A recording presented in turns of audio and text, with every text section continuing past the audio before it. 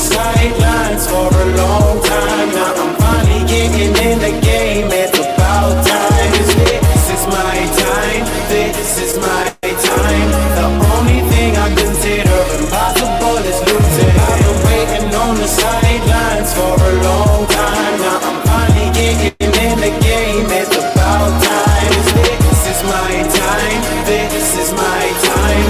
The only thing I consider impossible is losing. I've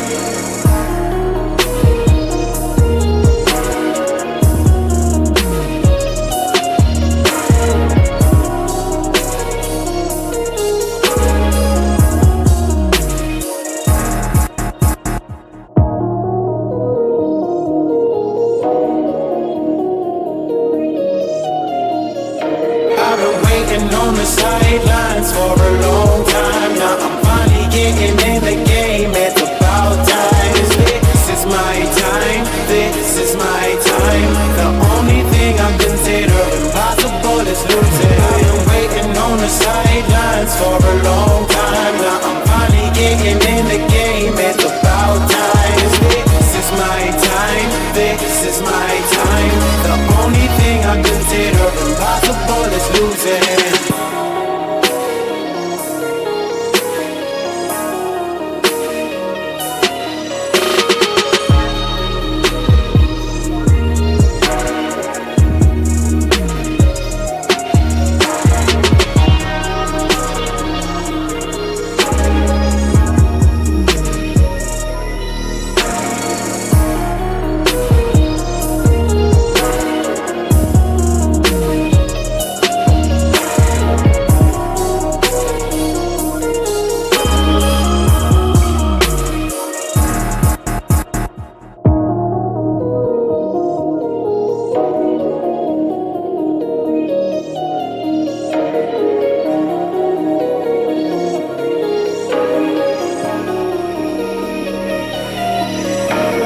Waiting on the sidelines for a long time. Now I'm finally getting in the game. It's about time. This is my time. This is my time. The only thing I consider impossible is losing. I've been waiting on the sidelines for a long time. Now I'm finally getting in the game. It's about time. This is my time. This is my time. The only thing I consider.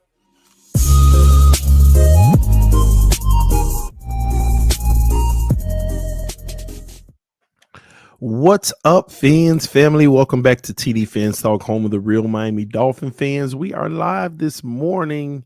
It's Wednesday, right? I think it's Wednesday. Yeah, it's Wednesday. I'm still thrown off from all that travel. But listen, man, we got a good show lined up for you all. We're going to be addressing some stuff. We're going to be clarifying some stuff, and we're going to be talking about the Miami Dolphins overall. But the main topic is Buffalo Bills wide receiver Trent Sherfield has many Miami Dolphin fans mad. But why? And we're going to talk about that and more. He's had a lot of things he had to say recently. We're going to break it all down. What does it mean? Because he said some things that could be revelatory, some things that are of no concern, and some things that make you lift your eyes and like, whoa, so it'll be a real good conversation. We got next said, why is this a conversation? It's a huge conversation. Honestly, I didn't think it was a big conversation at first until I put one little post on Twitter about it, and it ruled the day. It ruled the day in the Dolphins community, ladies and gentlemen. TD, man, boy, TD be one little comment and TD be ruling the day. Ain't that crazy? Man, Twitter, boy, I ain't gonna lie. I'm just falling more and more and more in love with Twitter, man. I'm just falling more and more in love with Twitter. All right. We're gonna break it all down and more. Listen, y'all. Again, I know I hate doing this. I always have to address this. I always tell y'all it's okay if other people are talking about me, okay? It's okay. It's all right if people are talking down on me, bashing me, my content, X, Y, and Z, other creators. It's okay. I continue to tell y'all that you don't have to load my inbox in saying, this was said about me and that is said about me. This is what comes with the territory. When you're winning and you're having success, a lot of people come for you. A lot of people hate on you. A lot of people wish they were where you were. And for me, I wish nothing but success on everybody, and I wish everybody would be just grow bigger than me so they can just look at me as the little fish so they can leave me alone. But until that happens, this is what I'm gonna have to deal with.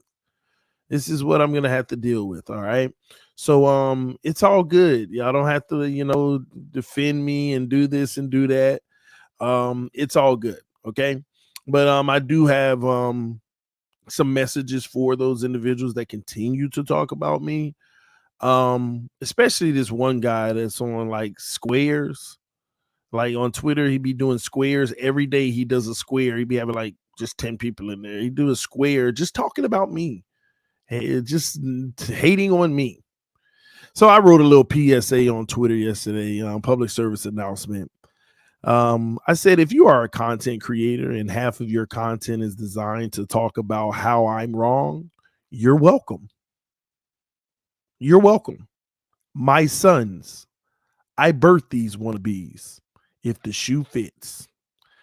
I know some people read that and, got a little gut check.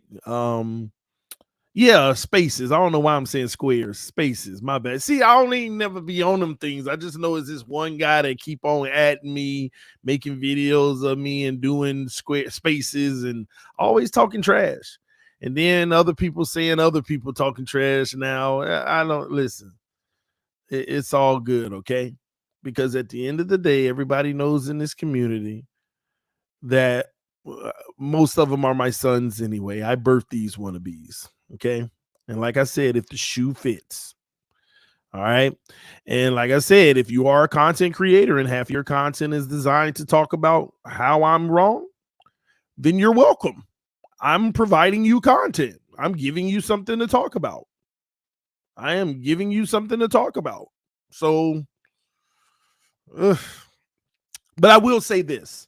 I've been having some really good conversations with some fans, Dolphin fans on Twitter that are reasonable.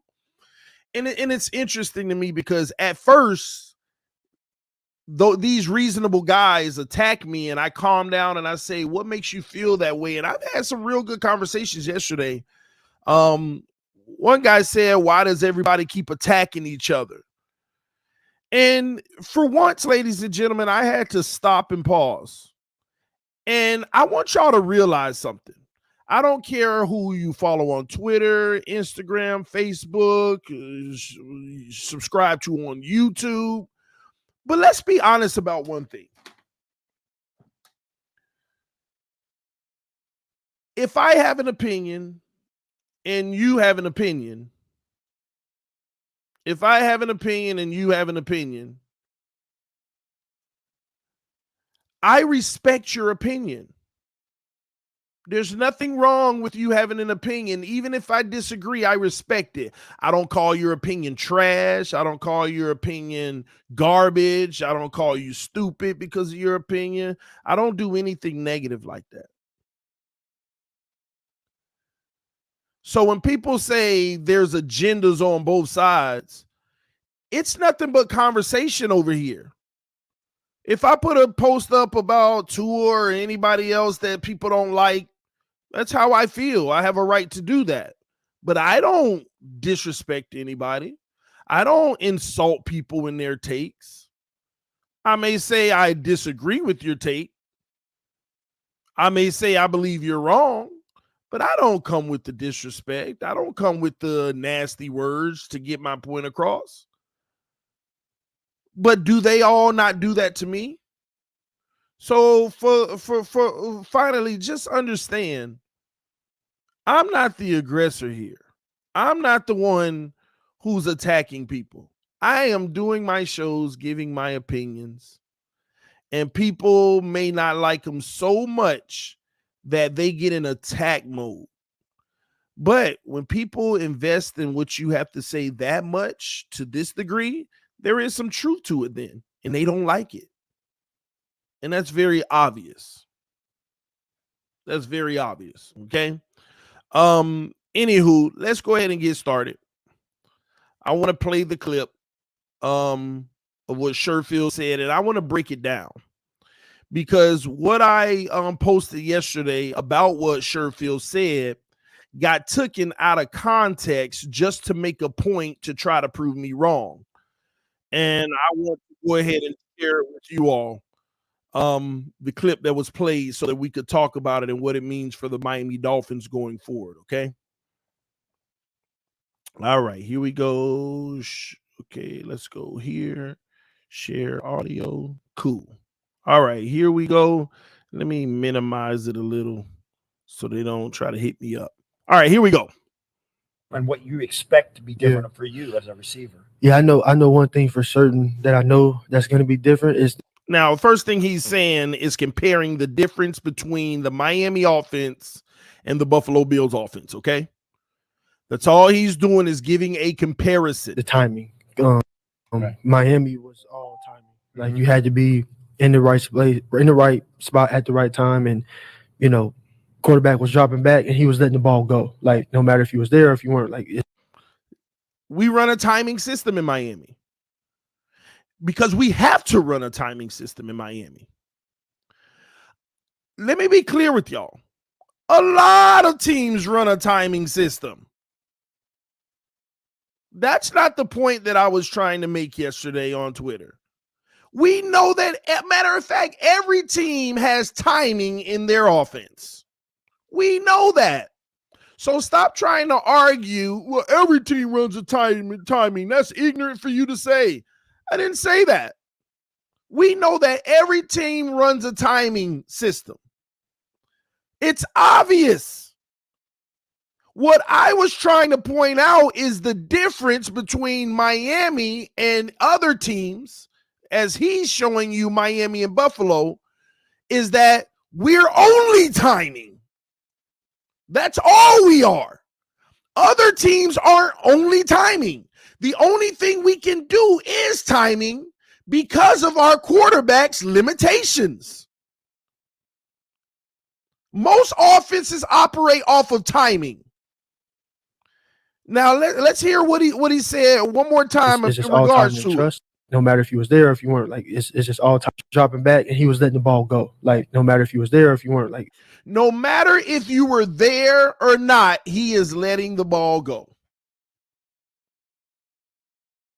Regardless if the receiver is there or not, he will let the ball go. Y'all remember that because I'm coming back to that to make my point. It's just all timing and trust.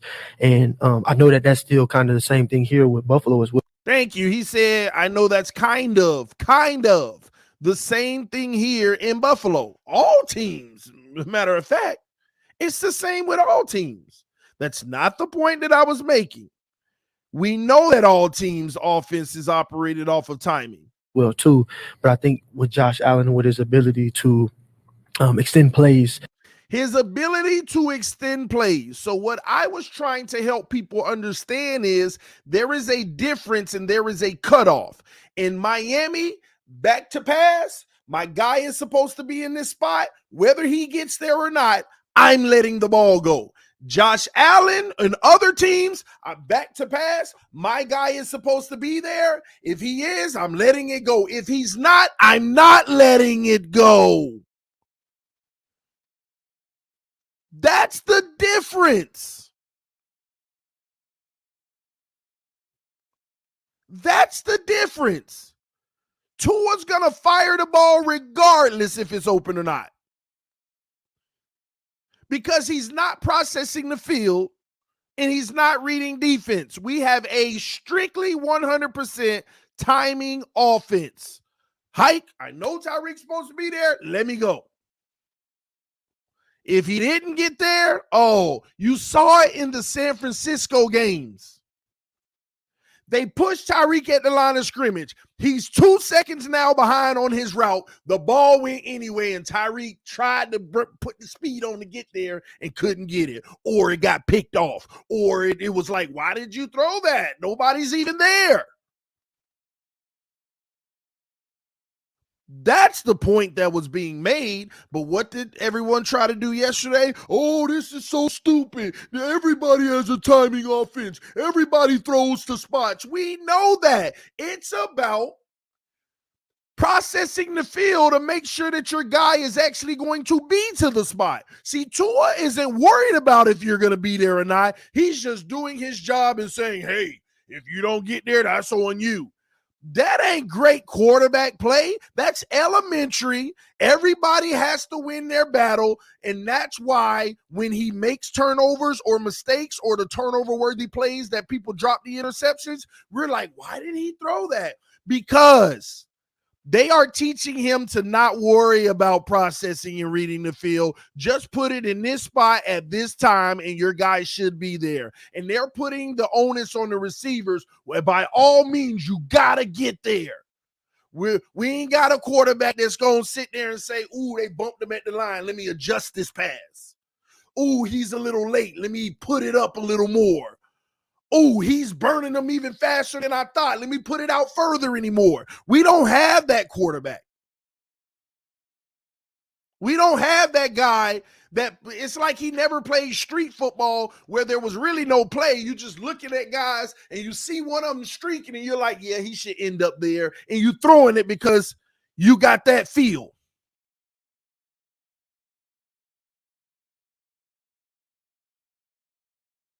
And people want to make it about everybody throws to a spot. We know that. That's nobody made that the argument. The argument was that's all he is. That's all he is, a spot thrower who has to anticipate. And nothing's wrong with that. But what happens when your guy isn't there? What happens if the play is off script? What happens if the timing is disrupted by the pass rush? What happens if the timing is disrupted by a jam on the line of scrimmage? You want to know what happens when all of those bad things happen? Quarterback was dropping back and he was letting the ball go. Like, no matter if you was there or if you weren't, like, it's just all timing and trust. He letting it go anyway. Tua's letting it go anyway. So stop making this conversation about, oh, it's so ignorant to say that a quarterback throws in a spot. All of them do. That wasn't the argument. You want to make that the argument so that you can sound right. The fact remains that Tua is a spot thrower, like many quarterbacks, but when you identify that that spot ain't open, that a linebacker just got in that spot. See, when a linebacker get in the spot, the ball throws anyway. Now, is he always just throwing it anyway? The truth of the matter is no, but he does it at a very high level compared to his counterparts. Does he always go to his first read? No, but he does it at a very high level compared to his counterparts.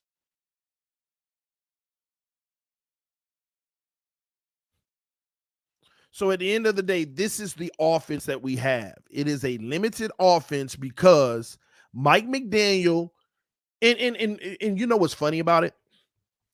Mike McDaniel said this when they first hired him in a press conference. I looked at Tua's film and I realized, we're going to win off of timing, anticipation,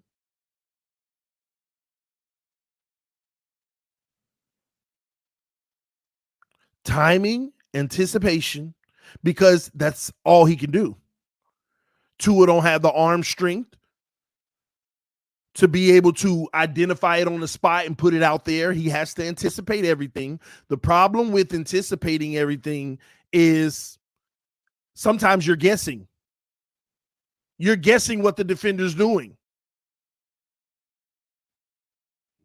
You're straight guessing what the defender's doing.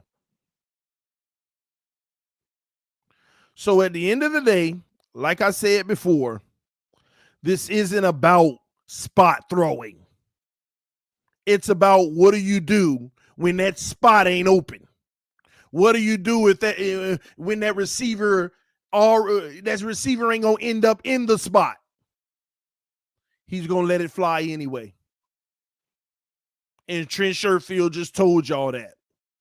I've been saying this for the longest. Now Trent Sherfield saying it. And guess what? Here's the funny part about it all. Trent Sherfield says it. Before we moved on from Trent Sherfield, oh man, Trent Sherfield is wide receiver 3, man. Man, y'all need to stop. Cedric Wilson, I can't believe him. Trent Sherfield was just fine as wide receiver 3, and everybody loved him. Now he a bum. Now he's sorry. Now he bitter. Now he all of these things.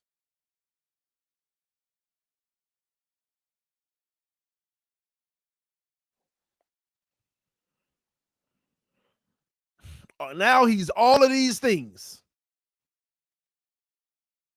Because he confirmed in his own words exactly what I've been telling y'all all this time. Dropping back, and he was letting the ball go. Like, no matter if you was there or if you weren't, like, it's just all timing and trust. Timing and trust. That's all it is. You got to trust the receivers to get there, and you got to put it in that spot. A lot of offenses operate this way, y'all. But again, if the linebacker's in that spot, the ball coming anyway. If the receiver ain't going to make it to the spot, the ball coming anyway. This is exactly why some of those throws, you're like, where was he throwing to? Oh, man. And let me tell you another thing. That's why that might just be why his ball placement is so terrible sometimes. The receiver get bumped at the line. He throws it too far ahead. He put it in the spot, but the receiver got bumped and he was delayed a half a second.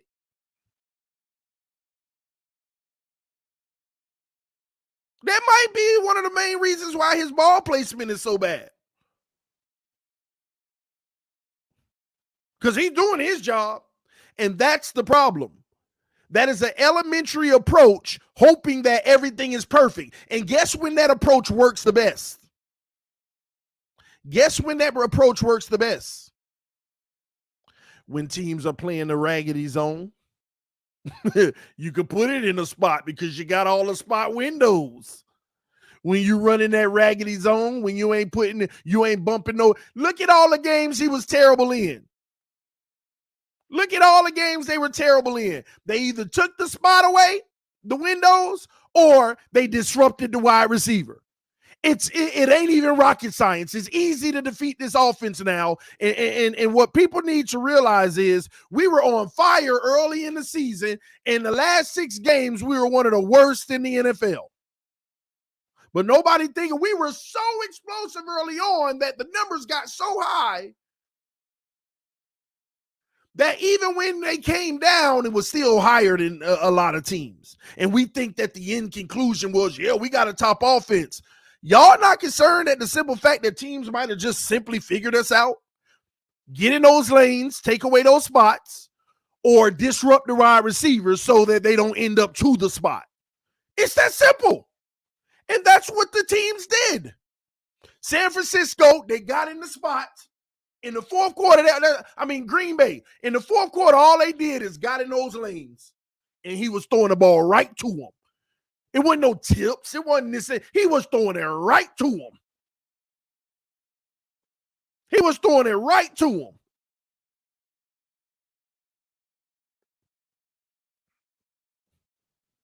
San Francisco. After that Sherfield, by the way, touchdown at the first play of the game, right there they said, we got to stop this crap. What did they do? They got in all those spots. Every spot he was supposed to throw to, they were right there. Batting balls right there.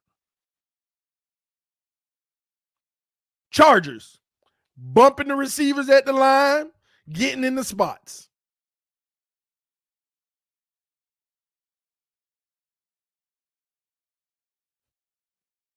It's that simple. And that's the concern. It's that simple. That is the main concern, ladies and gentlemen. Excuse me. But yeah, hold on.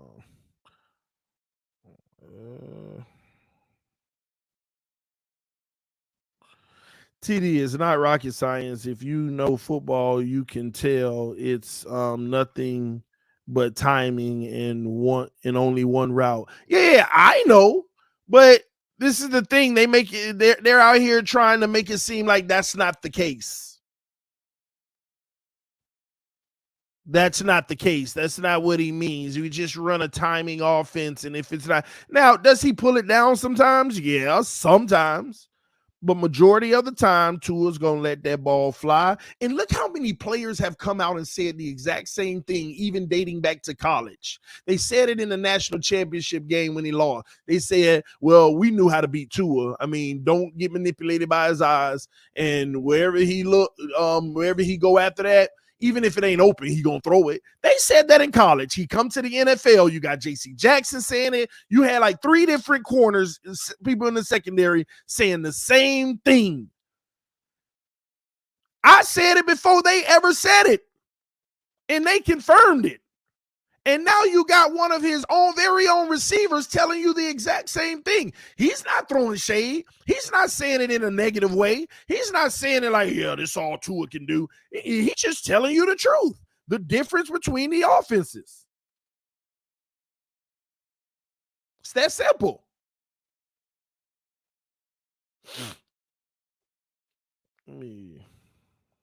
And I know that that's still kind of the same thing here with Buffalo as well too. But I think with Josh Allen, with his ability to extend plays and to be able to make nothing out of something, I think that what I know that I have to be ready for is that I can run a route and the ball might not come to me, but that doesn't mean the route is over. Like, I have to be able to get ready to, do scramble drill, find soft zones and, be quarterback friendly for Josh. So it's that simple, man. And what you expect to be.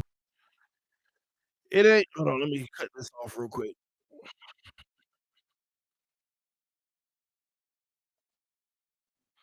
Give me a second. Cut this off real quick. It's still playing in my ear. All right, here we go. All right, here we go. Brandon Littles said, TD, drop the link for OGEM. Nah, I'm straight.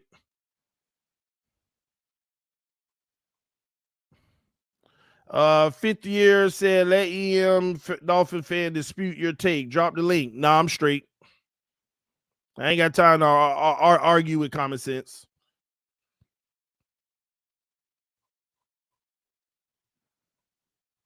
Well, give me a second. Let me pull this up.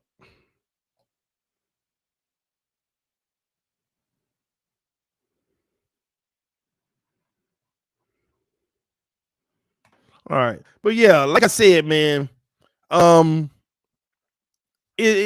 people wanted to make it about, oh, everybody spotted this. This is ridiculous. That wasn't even my message. I just told y'all, Tua is the guy that's going to put it in the spot, even if it ain't open.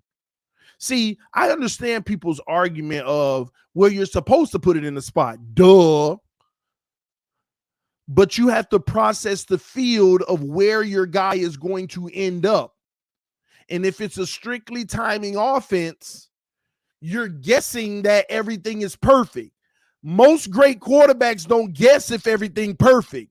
They're going to look at the receiver and make sure he's on schedule.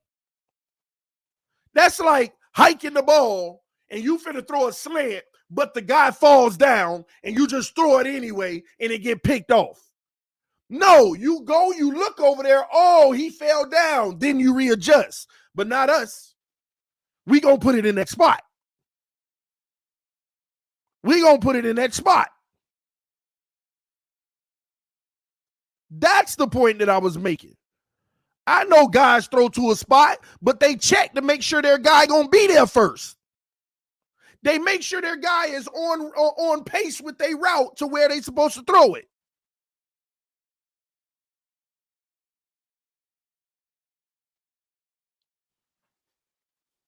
Now, y'all need to get something straight too. He ain't the only quarterback that does it. He's not the only quarterback that does it. There's other quarterbacks that put it in a spot regardless if it's open or not. But once again, I am telling y'all, those are typically those quarterbacks that can't process the field. Their mistakes show up more than others. And the big difference is they don't notice it with Tua because the defense keep dropping the interceptions. The defense keeps dropping the interceptions. Well, to only have this amount of interceptions, then that must be good. But the defense keep dropping the interceptions, and on top of dropping the interceptions, y'all need to realize he only played 12 games, and 8 of them, teams ran this soft zone. See, if you're going to run soft zone, it's perfect for what we do. It's perfect for what we do.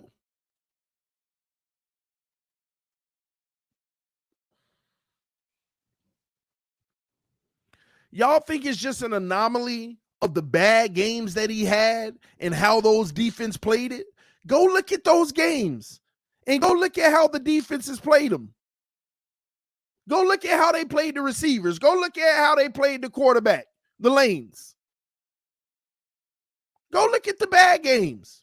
And this is the concern I have for this season. Oh, our offense is fine. We just, if it's the same as last year. Nobody's thinking about the last 6 games shows a trend of the offense going downhill.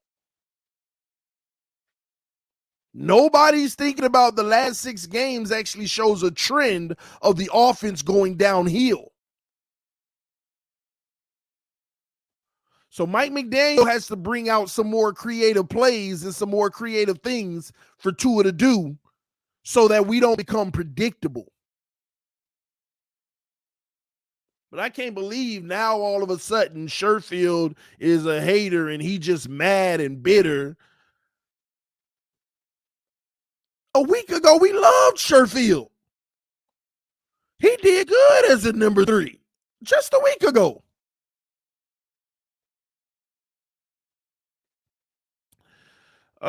Fifth year said most QBs aren't spot throwers. It's called leading the receivers. Stop lying to your viewers. You know what? Let's take your approach, fifth year. We're going to change the term from spot throwing to leading the receiver, right? But in order to lead your receiver, you got to make sure that they're on course. Am I wrong, fifth year? In order to lead your receiver, you got to make sure they're on course to where you lead them, right? Yes or no? You have to look at your receiver and make sure that they're on course to where you're about to lead them.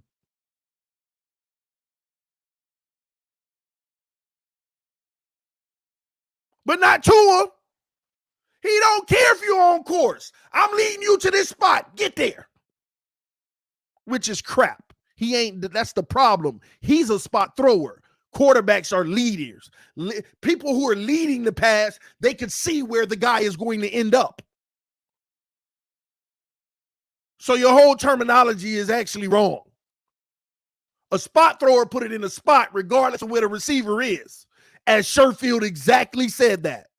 A guy who's leading his receivers is identifying the speed the receiver is going, if he's interrupted or if he has a clean break, and he knows where he's going to end up and he puts it there. Because when you hike the ball, you don't know where the receiver is going to end up because where he ends up depends on what the defense does to him. If you hike the ball and you want the receiver to end up 10 yards up the field in the seam, he's going to end up right where you want him if nobody touch him. And you put it right in that spot.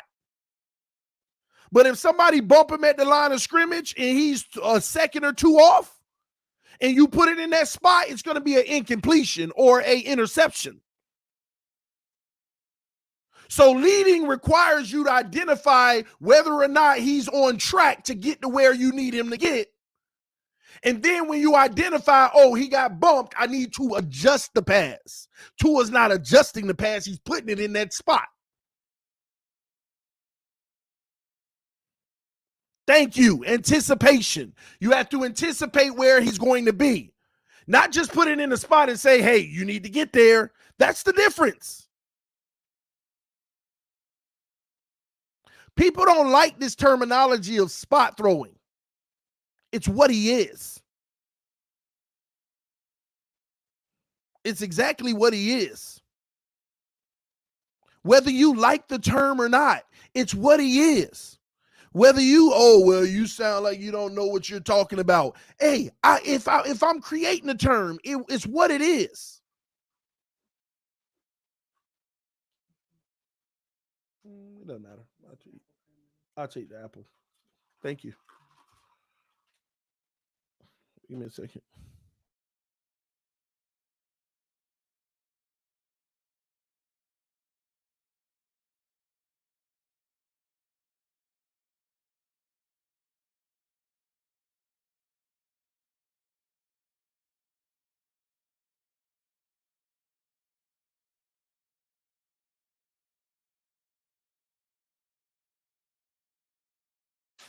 Thank you.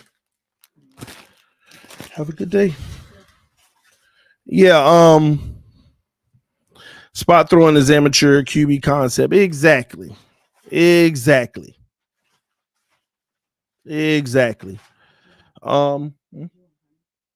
a little bit. No, it's all good. I don't need it. Thank you. Oh, leading requires you to be a leader. It's demeaning. What's the meaning, Q? Basic tool. I mean, basic offense at TD. Yeah. Clowns that refer to PFF are the only ones that believe all QBs in the NFL are spot throwers. Call it what you want. Tua picks who he is throwing to prior to the snap and throws there no matter what. 90% of the time. I mean, because you have cases where I have seen him, oh, good job. You caught it, finally. I've seen him catch it sometimes, but 90% of the time, he does not. He's going to go where he's going to go. That's just who he is. People get all bent out of shape about it. It's who he is. And as long as it's successful, we're going to keep doing it. But when you run into those games like San Francisco, Green Bay, and the 49ers, don't be shocked. Don't be shocked. And yeah, Sideshow Slim, that's a big reason. He said in an interview he can't see the wide receivers. That's a big reason.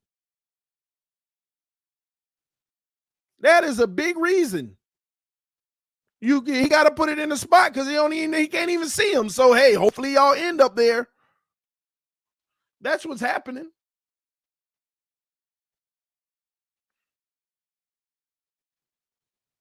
All right, give me a second. Let me pick this up right here.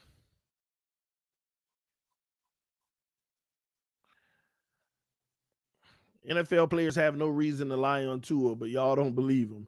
Man, like I said, people, they are just going to defend their position regardless because they were wrong. I've been saying this for the longest. They call me out telling me I'm wrong, and now you got a player saying it. Exactly that. That ball coming whether you there or not. You know what? Maybe this will be easier for some of y'all naysayers, right? Take out the word spot thrower. Take out anticipation. Take out all leading. Only thing that matters is what he said.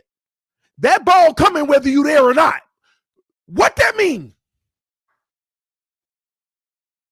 You can get mad at the terminology all you want, but the ball is coming whether you there or not. So what in the heck does that mean?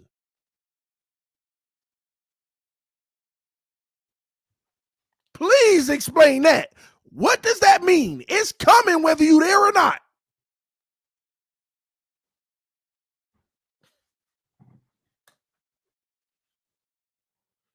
It's coming whether you're there or not. And what y'all need to understand is he is not throwing at receivers. He's throwing to a spot because it's coming whether you're there or not. So take all the terminology out. Please explain to me why the ball would be coming whether you're there or not.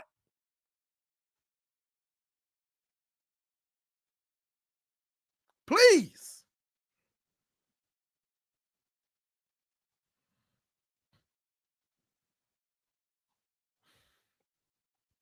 It's coming, whether you're there or not. See, it means wide receivers need to be competent. Like I said, it's coming whether you're there or not. It is coming whether you're there or not. Like I said, that is clearly a guy who ain't processing nor reading the field at all. It's coming whether you're there or not. You can't argue that. You cannot argue that. The ball is on the way whether you're there or not. Where is it on the way to? Can somebody tell me where it's on the way to if the receiver ain't there? Where is it on the way? To a spot.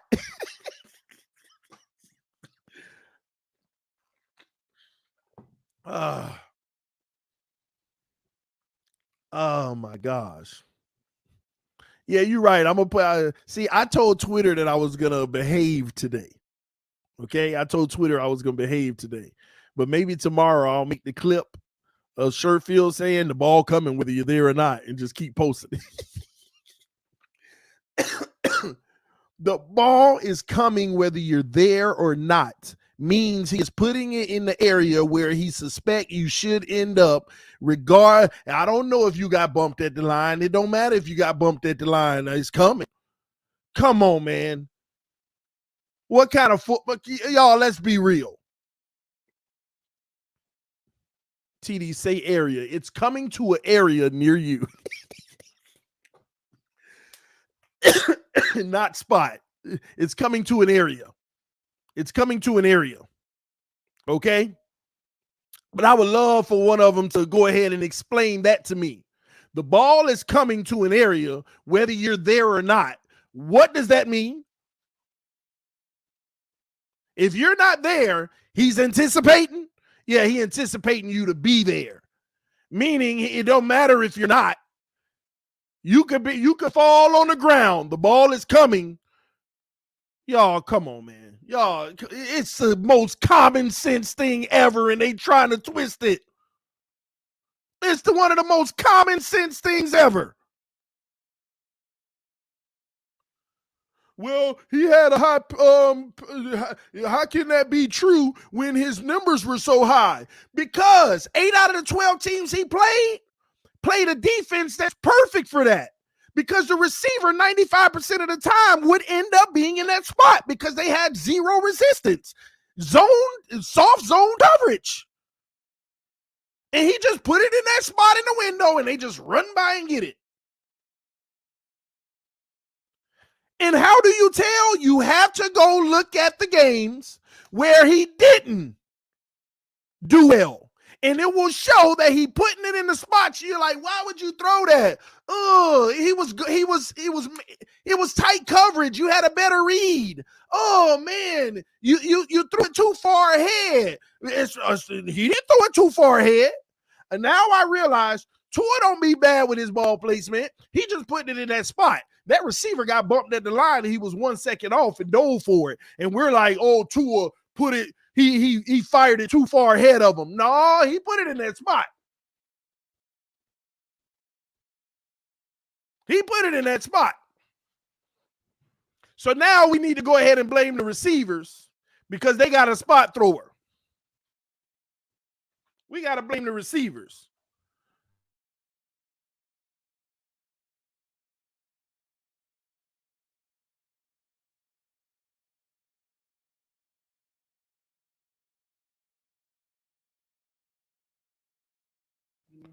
I will soon. Thank you. Here you go. Man, it's called anticipation, TD. Once again, y'all keep on missing the point of anticipation. Anticipation is knowing where your receiver is on the route and anticipating where they will end up. And you throw it there. Let me put it like this. Say that in practice or whatever, when all is perfect, we got a crosser, right? And he's going to end up on the left hash 20 yards down the field. I could put it on the left hash on that spot with the right timing, and he's going to run by and catch it right in stride. Okay? Now, if that guy literally falls down on the ground from getting jammed and he's got to get up and he done wasted 3 seconds, I can't put it on the hash anymore with that timing. Anticipation requires me to identify, is he on course? And if he's on course, now I can anticipate what spot he'll be now. Now it may not be to the left hash. He may be at the right hash because he fell down. He ain't going to end up on the left in the timing that I need to throw it. That's anticipation.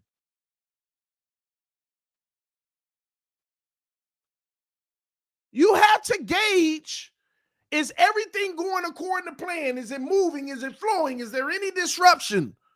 No disruption. I anticipate he's going to be exactly where we practice every time on that left hash. If he get bumped at the line of scrimmage, I can't anticipate he's going to be on the left hash. But the ball get thrown to the left hash anyway. That ain't anticipation. That's throwing to a spot like you practiced. Anticipation requires you to do the calculation real time on where he's going to end up, not where he should end up based off of what you practice. He should end up here. No, it's where you're actually going to end up because you could be jammed at the line of scrimmage and disrupt the whole flow.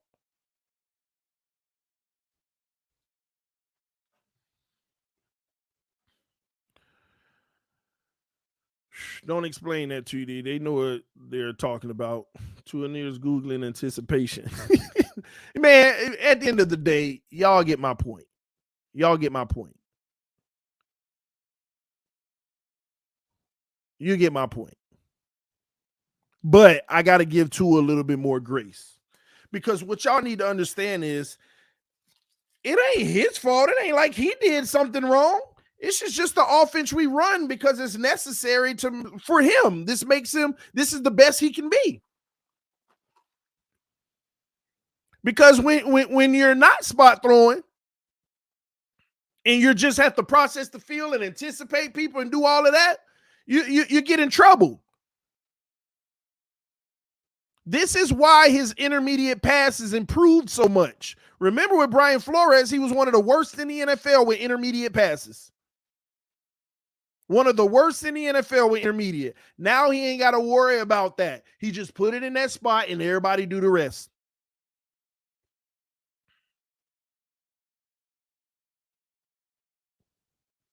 And the problem we have is when it works, everybody thinks that it's the good stuff he's doing. They think that, oh, he anticipated, he did this, he did that. What I'm trying to explain to y'all is this. If TD freaking went out there and I hike the ball and I throw it in that spot at the right time, 2-step drop, 3-step drop, and I throw it in that spot at the right time, they gonna catch the ball from me too because it's timing. Just coming across, get it. Now, you got to give him credit because he's very accurate putting it in the spot. He puts it right on the spot. You got to give him credit for that. That's big time. Because some people would mess that up in the league. He does that at a very high level. He does it very well. Very well. So that ain't even, the crazy thing is, it's not even a knock on him that he do it. It's just what's necessary for him to be successful if he plays against a defense that's running soft zone. Sometimes even when you run man coverage, long as he put it in that spot and his guy beat his guy, it'll work. The only issue I have is when the guy don't beat his guy or a defender gets in the spot, it still flies. The ball still get thrown. And I'm telling y'all, the biggest thing is go look at all the dropped interceptions. They're like if you go look at all the dropped interceptions, Tua probably had 15 dropped interceptions this year. Let's be honest. We get about this man, probably more than that. Sometimes I see 2 a game. Let's be honest. We've all seen the dropped interceptions. But when you go look at the dropped interceptions, you're like, what was he throwing to? You're like, oh, he dropped it. Thank God. What was he throwing to? and you go look at the replay and you see the receiver get bumped off or whatever it may be, and you're like, he putting it there regardless. He's putting it there regardless.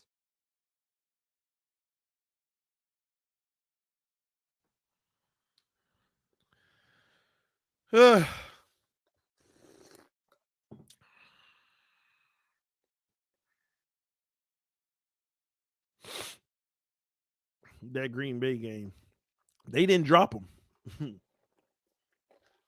They didn't drop the picks.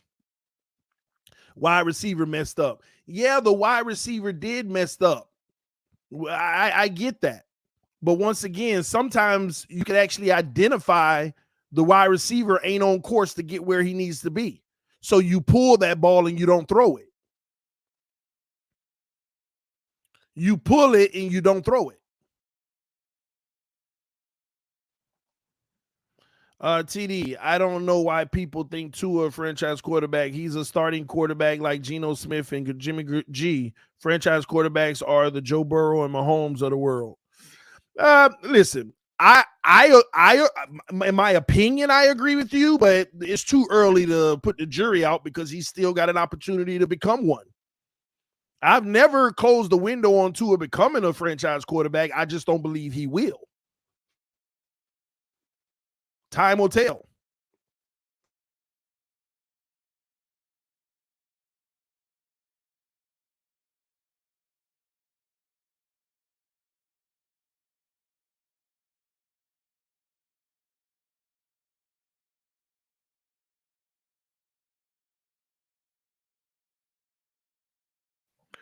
My bad, y'all. One of the sponsors reached out about something.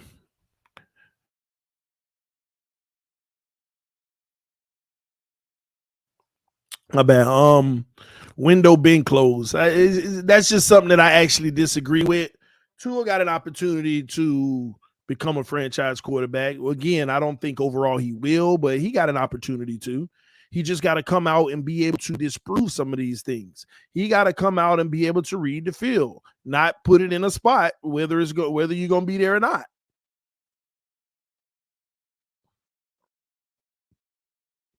Hillary, love you. Yeah, she take care of me, your boy. TD Greer out here think he's slick, trying to sell me a spot thrower for franchise quarterback. Listen, man, they get mad at that term spot thrower, y'all. I ain't gonna lie, they heated about that term spot thrower. That's what Skyler did versus the Jets. Pulled the ball. Yeah, you know what? That's a great point you made. Look at how many times Skyler stopped and then did the Josh Allen thing. Scrambled, got out of it, and made a play.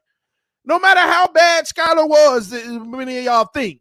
Go look at the film, how many times Skyler saw, it ain't there. It ain't in the spot. It ain't there. And that's what Sherfield was trying to explain to y'all. With Tua, it's coming whether you're there or not. With Josh Allen, it's coming if you're there. If you're not there, then you got to become quarterback friendly and you got to make a play for you. Your quarterback's going to extend it. That's what Sherfield was saying. TD the labeler. Hey, man, listen, I ain't gonna lie, boy. They mad at me right now. They are mad at me right now. Boy, I done ruffled some feathers in the last 48 hours. They are mad. And all I've done is given my opinion. And if you disagree with it, say, I disagree. You're wrong. Matter of fact, I can't even take your opinion. You're blocked or whatever. But the problem in this community, once again, is when I give an opinion, whether you like it or not, the reply is disrespectful. You're an idiot. You're stupid. You don't know football. All your takes are dumb. Your channel is this and that and this. I don't say that about y'all. I don't say that about the people who come at me. I just disagree. I don't get disrespectful, but I'm the toxic one. I'm the reason this community is divided. No, this community is divided because of the vitriol that's given to people who are just giving their opinion, even if it's wrong. Even if it is wrong. Right now, I'm saying Tua is a spot thrower. Maybe I'm wrong, But does that warrant you're an idiot? You're this and that. You're da. Some of y'all need to grow up. Big time children. Say to yourself, this guy doesn't know what he's talking about. I'm out of here. It's that simple. But you stick around because you want me to feel something that you're feeling. My words are hurting you in some way, and you want me to feel that back. I'm not going to feel it back. It's just who I am. I'm not going to feel it back. Thank you, Doug. Doug said, you're not an idiot. You're just wrong. Shout out to Doug Williams. I can respect that. I'm wrong. I'd be like, no, I don't believe I'm wrong. It's healthy debate. Some these people need to grow up. Out here making content. You're like I said, you're welcome. If your content is about why I'm wrong and how I'm an idiot and this channel is filled with idiots and all that, you're welcome. I'm providing you content. Matter of fact, I'm going to start charging a cut. I'm going to start asking for a cut.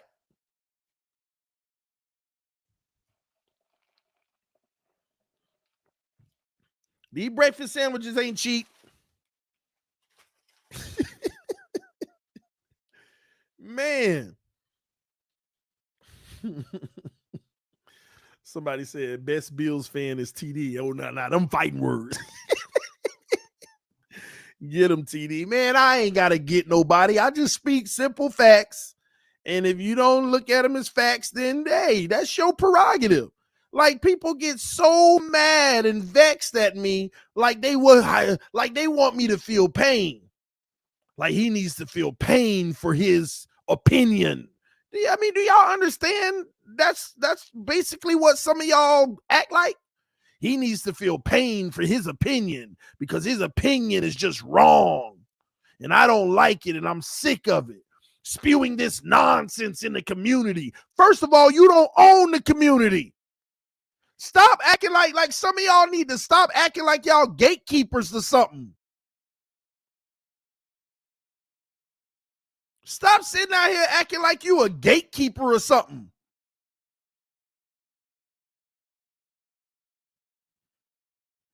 Stop being humble, TD. Make him kiss the ring. I ain't gonna lie. Sometimes I'm right there.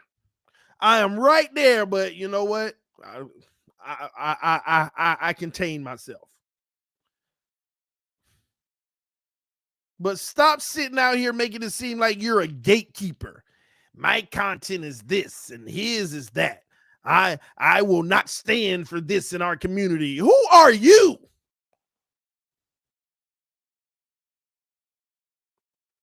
Who are you? Especially if 90% of the people who watch you only watch you because they hate me. Why? Because I send them to you.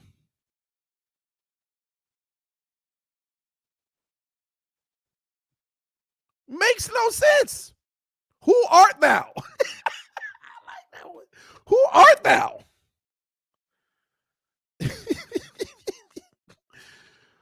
Oh my gosh. He's crazy to me. Scant with the donation. Appreciate you, homie. He said, we chose a undersized, overhyped game manager over Herbert, Watson, Brady, Rodgers, Jackson, even Jimmy G, even, what's his name? He wanted to play in the playoffs for us. Rivers, all of them. But they want us to follow blindly and kiss Tua's behind. Can't wait to restore the fan base. Man, I ain't gonna lie. Like, I hope Tua works out and becomes great. Then we get all shut up and move about our business and, you know, whatever. But, man, listen, man, they could draft Pat White right now and I'd be happy. Let me tell you something. It ain't got nothing to do with Tua. It done got to a point where it done went past Tua. It's these toxic people. They keep saying TD toxic for this community. I ain't disrespect nobody. I haven't disrespected a single person. I have made just simple opinions that may be controversial or you don't agree with, but I haven't disrespected anybody. But my replies are all disrespectful. So don't say I'm the toxic one. I'm just tired of these toxic people. And they got the right one. And trust me, I'm winning the battle. Go on my Twitter. See how triggered they are. I'm winning the battle. Every day. Oh, I blocked TD months ago. Then how did you get on this timeline just now? You may have blocked me, but you still find your way on the timeline. You still end up getting me put in your face. Because I'm out there. And that's what they don't like the most. One of the biggest and loudest in the community is out there, speaking up. TD, is it fair to say outside of Jordan Love, Tua was the worst quarterback in his draft? All the other guys have accomplished things way more than him.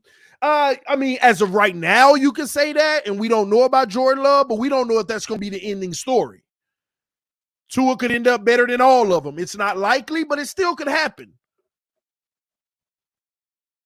It still could happen. I mean, remember, we don't want to speak in finality, okay? We don't want to make it seem like it is what it is. I believe he's not going to be the guy, but at the same token, in a healthy, respectful conversation, we still don't know. We still trying to figure out his ceiling, or have we seen it, or has he exceeded it? We don't know. Time will tell. We got to be patient because we're forced to. Chris Greer is making us do that. Brandon R. with the donation said, TD, love your channel because you let people express their opinions. Other channels, you get timed out for having a different opinion. Stay strong, brother. I know it. I was sitting the clip last night, and somebody, if you come with a crazy take, you're blocked from this channel. There you have it. You have to be on board. See, same thing in the political realm. Now we got it in the Dolphin realm. If you're not on board with every single one of our messages, you got to be ousted. So now these people are forced to accept opinions that they don't even agree with just so that they can stay in the mix, because they can't go out because TD out there. And I don't like TD. Oh, I can't stand TD. So I got to stay over here. Well, I actually don't agree with that, but you know what? I agree with it because, hey, we're a political party now. That's how they act. That's how they act now. It ain't no different from the real political landscape, whether it's a Democrat or Republican.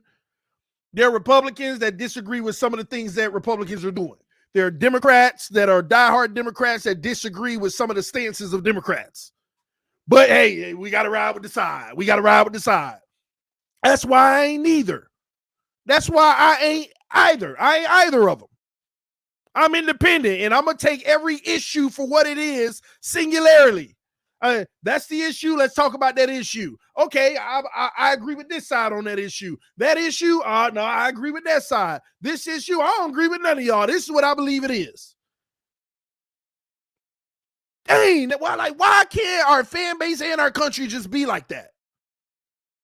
Stop just holding on to a side just because, hey, I got to ride with him, even though I disagree with that. Because what you start to do is make excuses for even the things that you don't agree with. You start to justify them. You start to justify everything that your side does, even if you know it's wrong. You try to find the flaw to debunk it every time. And you can't have a clear mind when you do that.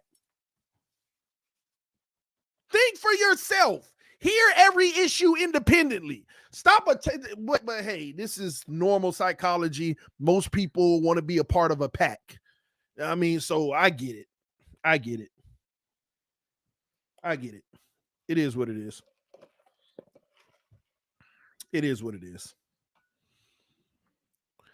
But that ain't who I am. I'm just tired of, like I said, especially that guy on Twitter that do them squares. I mean spaces, whatever y'all call them. Every day in one to talk, because I don't block anybody, so I see him when he pop up. And his titles be TD the Delusion and all that stuff, and I laugh, but every day he makes a show about hating on me. This is what TD said today. That's ridiculous. Every day he has one thing I said that he feels ridiculous, and he started being disrespectful. Stop hating. I put a post up last night. Technically, it was really directed towards him, but other people insinuated that it was to other people and other YouTubers and all this and that. And it wasn't, but I will clearly tell y'all right now, if the shoe fits, wear it wherever. If the shoe fits, wear it. Like I said on there, if more than half of your content is about telling your people why I'm wrong, then you're welcome. But I'm going to start charging. I'm going to start requesting a cut. I need mine. You want to capitalize off of me? Even though I'm irrelevant, even though I'm nobody, even though you're irrelevant, nobody listens to you. Why am I always the one being talked all through the community? Oh, TD said this, TD said that. Yeah, you know what that's called? Real influence. Do you know how you gain real influence? When people feel like you're authentically keeping it real, even if it's the tough thing to say. That's how you gain influence. Because people start trusting the words that you say. People also start recognizing when you're wrong, you can admit that or acknowledge it and change your perspective. TD, I love the content, bro, but don't cry when Tua take us to the promised land. Perfect example.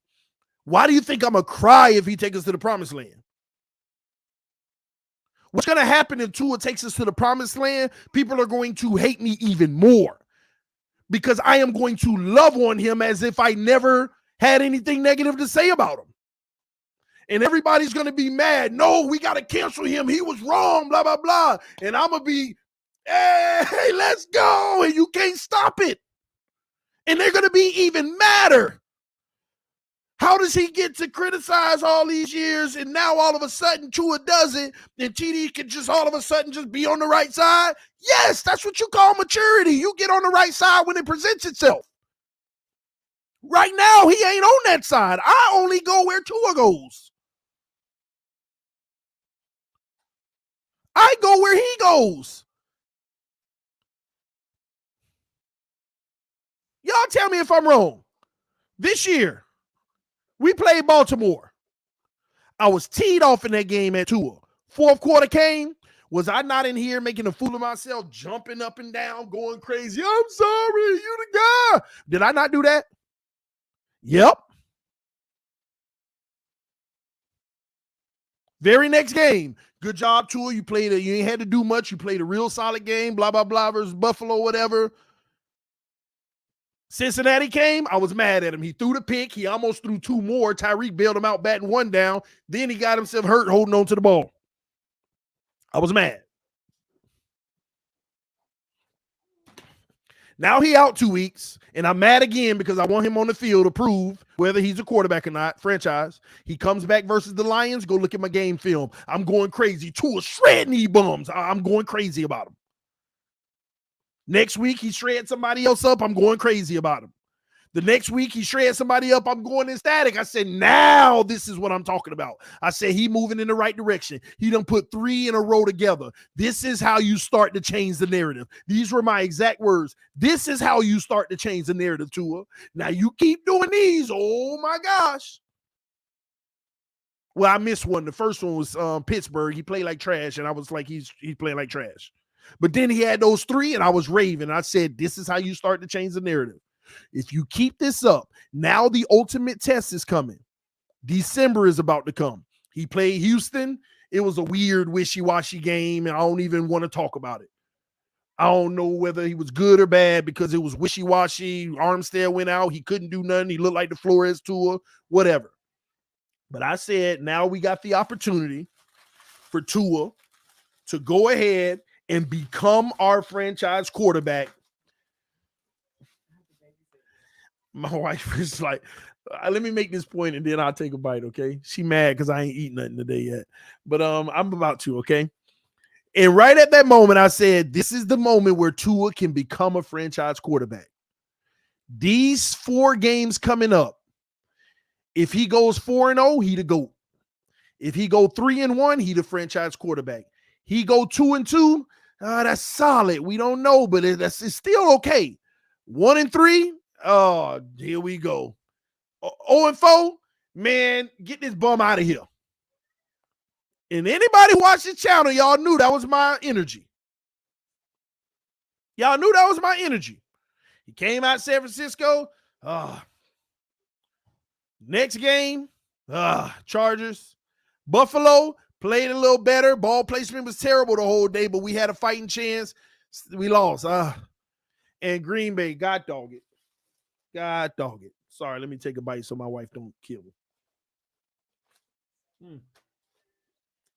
It's got tomatoes on it. Babe, you got a napkin?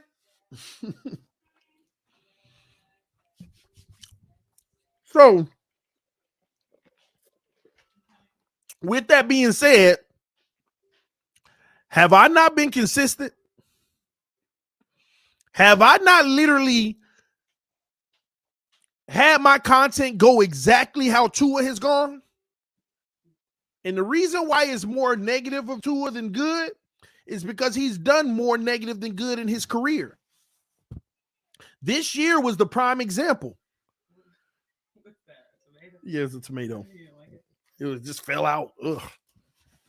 It's good though. It's good. Thank you. Yeah, I am. Hey, you're right. All right. Love you, baby. All right. You've been more consistent than Tua. I'm just talking about what they want to talk about. Healthy TD makes for good Dolphins content. I know. Thank you. Who said that? She's supervising me, y'all. Who said that? That was Color. Oh, I knew it was my best friend. I told Color I'm his biggest fan. Does Color know that I'm his biggest fan? Do you tell him that all the time? I don't tell him that all the time. I literally be asking you, I haven't seen Color lately. Where's Color? Why isn't he on the show? I always watch him. Color is on. And Big too. And all my friends. I'm in the comments talking to all my friends today because I haven't talked to them in a while. Color, she say she your biggest fan, bro. See, do I not say that? She be cheating on my show, y'all. I be watching Color when he's on his shows. She be cheating on my show. Do I not watch his shows? He's lying, Hillary. He's gonna steal yell. Happy wife, happy life, TD. I know, man. I know. I just want to take care of you. I be giving her hell sometimes, y'all, but you know, I love her. Thank you, baby. You do. I promise you. That's what adults do. Be objective. The problem is Tua fans want people to praise him no matter what. If he does, if he goes out and throw multiple interceptions, they want us to ignore that instead of being critical. It's bad, man. It's bad. It is bad. But hey, it is what it is, man. All I can do is continue to be me. I would not follow Dolphins podcast without TD. Yeah, I appreciate that, man. There's some good content out here, though. But I always encourage y'all, go listen to the opposition. Go listen to the difference of opinion. I do not want y'all being skewed by what I have to say. I want you to hear my take, go hear an opposing take, hear my arguments, hear their arguments, and make your own decision. I have always preached that on this channel. I have always preached that. Always. But this is the last thing I'm going to say about this before we get back into some more football geared conversation. This is where I actually do draw the line. This is why I'm even addressing this today. You want to know the real reason why I got a problem with what's been going on? Because I think that they officially realize they can't bother me. You can call me out my name. You can make all kind of crazy videos. You can do whatever you want. You can't bother me. But now they're attacking y'all. Now the game plan is he has the most brainless viewers. He has the most dumb people that watch his show. It's full of people that don't know nothing about football. They're just idiots and this and that, and this. That's what the message is now. They can't get me because they know it's a losing battle. So now they want to attack you and make you feel bad about listening to me. And I'll say this. I got to be humble and acknowledge the fact that that's why I'm appreciative of every single one of y'all. Because while they're trying to tear me down and tear y'all down and stop listening to me, y'all hold me down anyway. Y'all hold me down anyway. Y'all watch the show anyway. Y'all be on Twitter fighting on my behalf. I be like, hey, I'm going to leave it alone. They be going at it. Y'all hold me down. And thank every single one of y'all that do. Thank you. For those who don't, if you're watching, thank you. Because they mad that we still got viewers over here. And what they don't realize is if right now my viewership said 8, if my viewership said 8 people watching, I would keep the same energy and keep the same way. I would be doing it the same way. It wouldn't affect me. But they see the hundreds at a time. They saw me go live yesterday in the off season and have 700 people watching. 730 at one point. And they didn't like that. They despise it. They wish they had a bigger following than me. They feel that they deserve a bigger following. I've been doing this almost 5 years now. Put the work in and your following will come. And I'll keep sending them your way, by the way. Just put the work in. Stop hating on another man.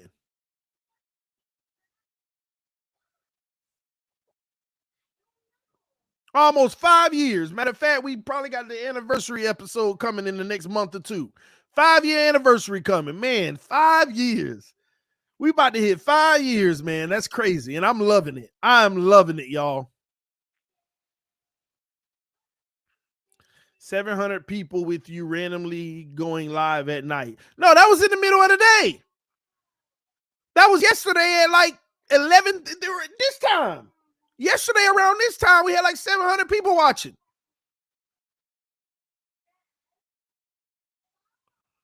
And they don't like that. We got 406 right now. 330 on YouTube. We got Twitter. We got Twitch. We got a whole bunch of people watching right now. I saw 800 watching you the other day. I don't know which day that is. I mean, when I dropped the Jalen Ramsey, we had 940 on here.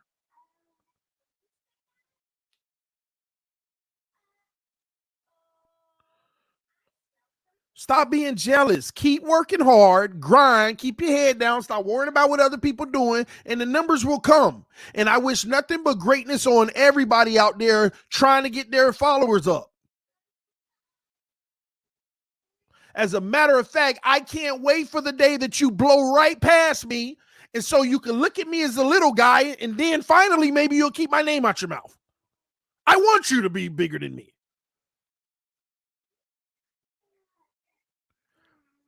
Do I ever sit around here and throw around clout? Oh, I got almost 25,000. You got 30. Ooh, you ain't nothing. I don't never do that. It's sad when I hear these stories I hear of creators. Oh, I can't work with you because you're a small fish. Dang, boy. And everybody in this community know that ain't TD.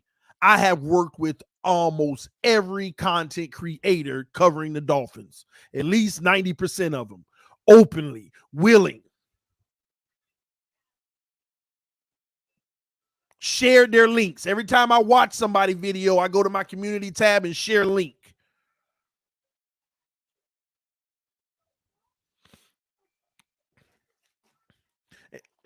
And I got to be real. Ain't many people going to do that for me.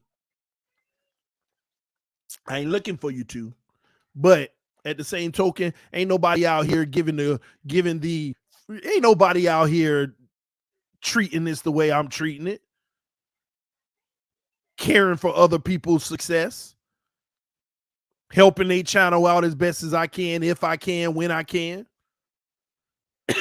Ain't nobody out here doing that, but you want to walk around here posing as if you're a gatekeeper to the Dolphins. Who are you? Who are you? Stop that mess, man. Sky is the limit just became a new member. Salute to you, homie. I appreciate that, man. With the Pro Bowl style, thank you so much for dedicating yourself to TD Fans Talk. To all of our members, let me tell y'all something. Our members don't get nothing that special.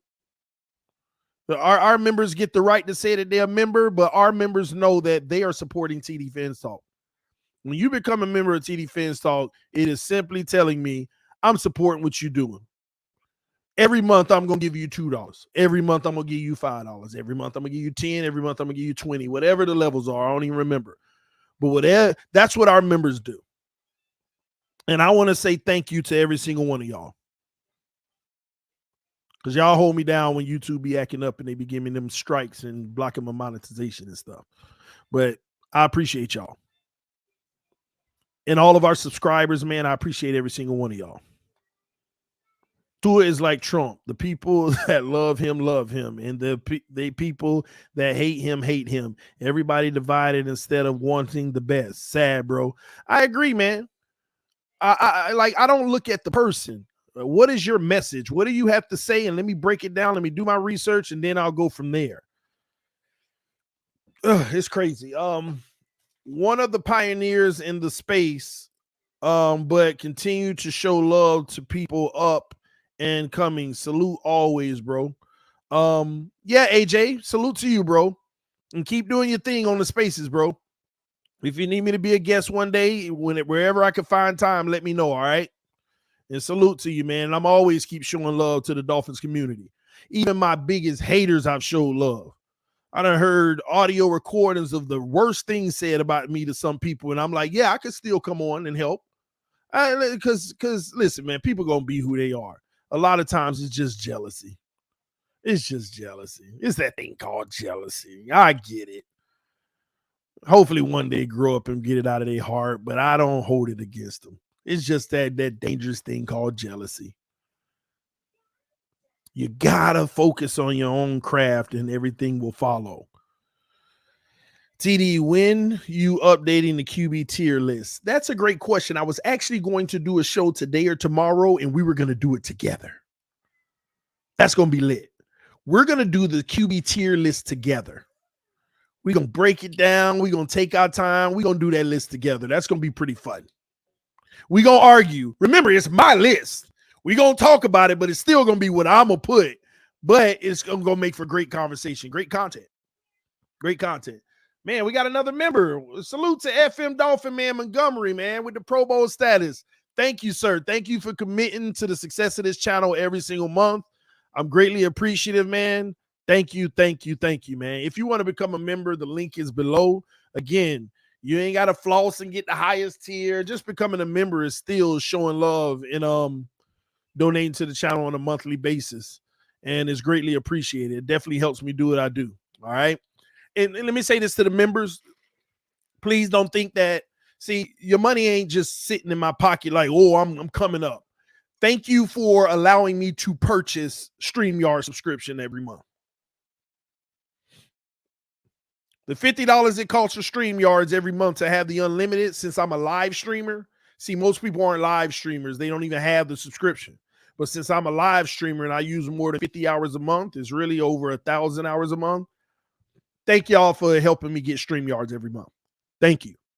Thank you for the $120 1 gig internet bill every month. Thank you. Greatly appreciate it.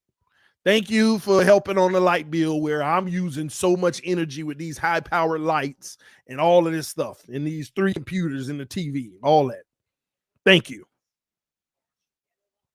I got 6 kids. So when I can get some revenue and donations and stuff, it helps me continue TD Fans Talk at the highest level. Thank you.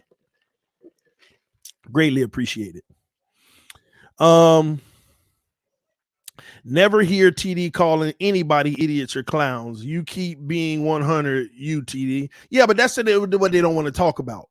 They don't want to talk about the fact that I don't disrespect anyone, but they keep disrespecting me. But I'm the toxic one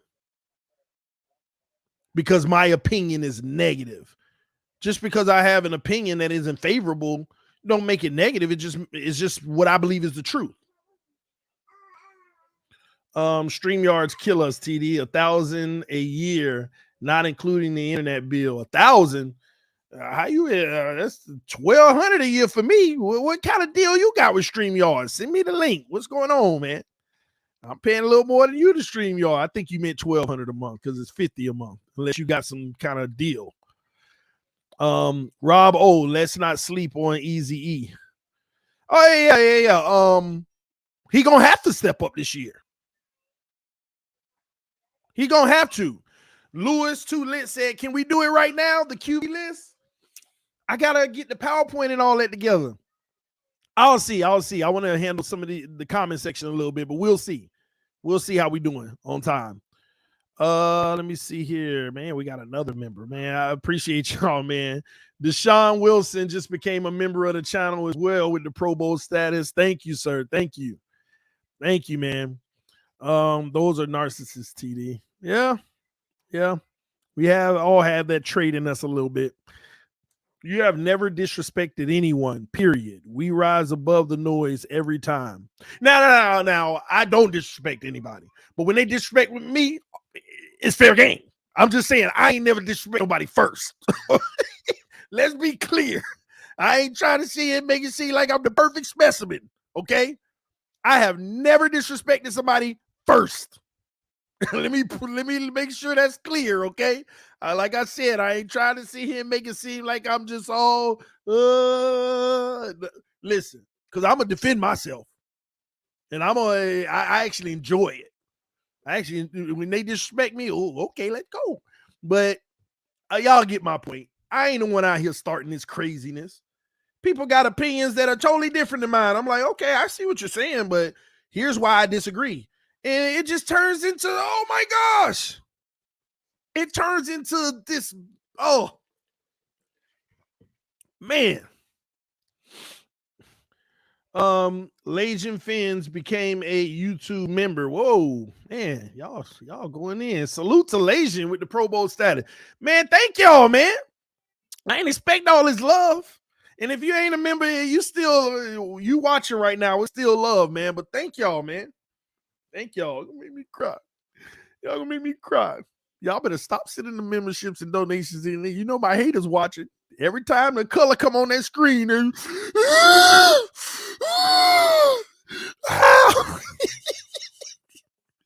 how to become a member. It's a link on the YouTube page below. It said join membership or something like that. Or you can go to my homepage on the channel and it should be a membership tab there, man. I'm serious though. Y'all don't get it. When y'all become members, y'all donate and all that, it actually, they hate it even more. Because it's just proof of support. It's proof of support. Now is this big thing on Twitter. Oh, he making money off of blah, blah, blah, blah, blah. No, I'm making money off of y'all haters. Keep on commenting, making me a bigger figure. They don't realize they make me even bigger. People ain't even checking for me, but I pop up on their timeline. They come over and check the YouTube channel out. They don't even know how to play the game. I'm broke, TD, but I be tuned in. Robin Mars, that's all I ask. Tune in. Hey, but hit that like button now. Hit that like button, Mark. But man, ain't nobody asking anybody for anything. I'm not asking anybody for anything, bro. I'm just appreciative of those who do it out of their own kindness. I ain't say, hey, will y'all please become a member? Go hit that link and become a member now. I need 10 members. But I don't do that. Hey, man, can y'all donate now? I've never done that. I've never asked you to donate, and I've never asked you to become a member. People do that out of their own kindness of their heart. I ain't using nobody. People do it out of their own kindness of their heart, and I'm greatly appreciative of it. And I don't shy away from telling y'all I got 6 kids, so hey, I'm greatly appreciative. Appreciative. Man, But yeah, best blocker for us is Ingold. He doesn't get enough credit. Is Ingold even still on the roster? Y'all tell me yes or no. I ain't, because we signed a fullback.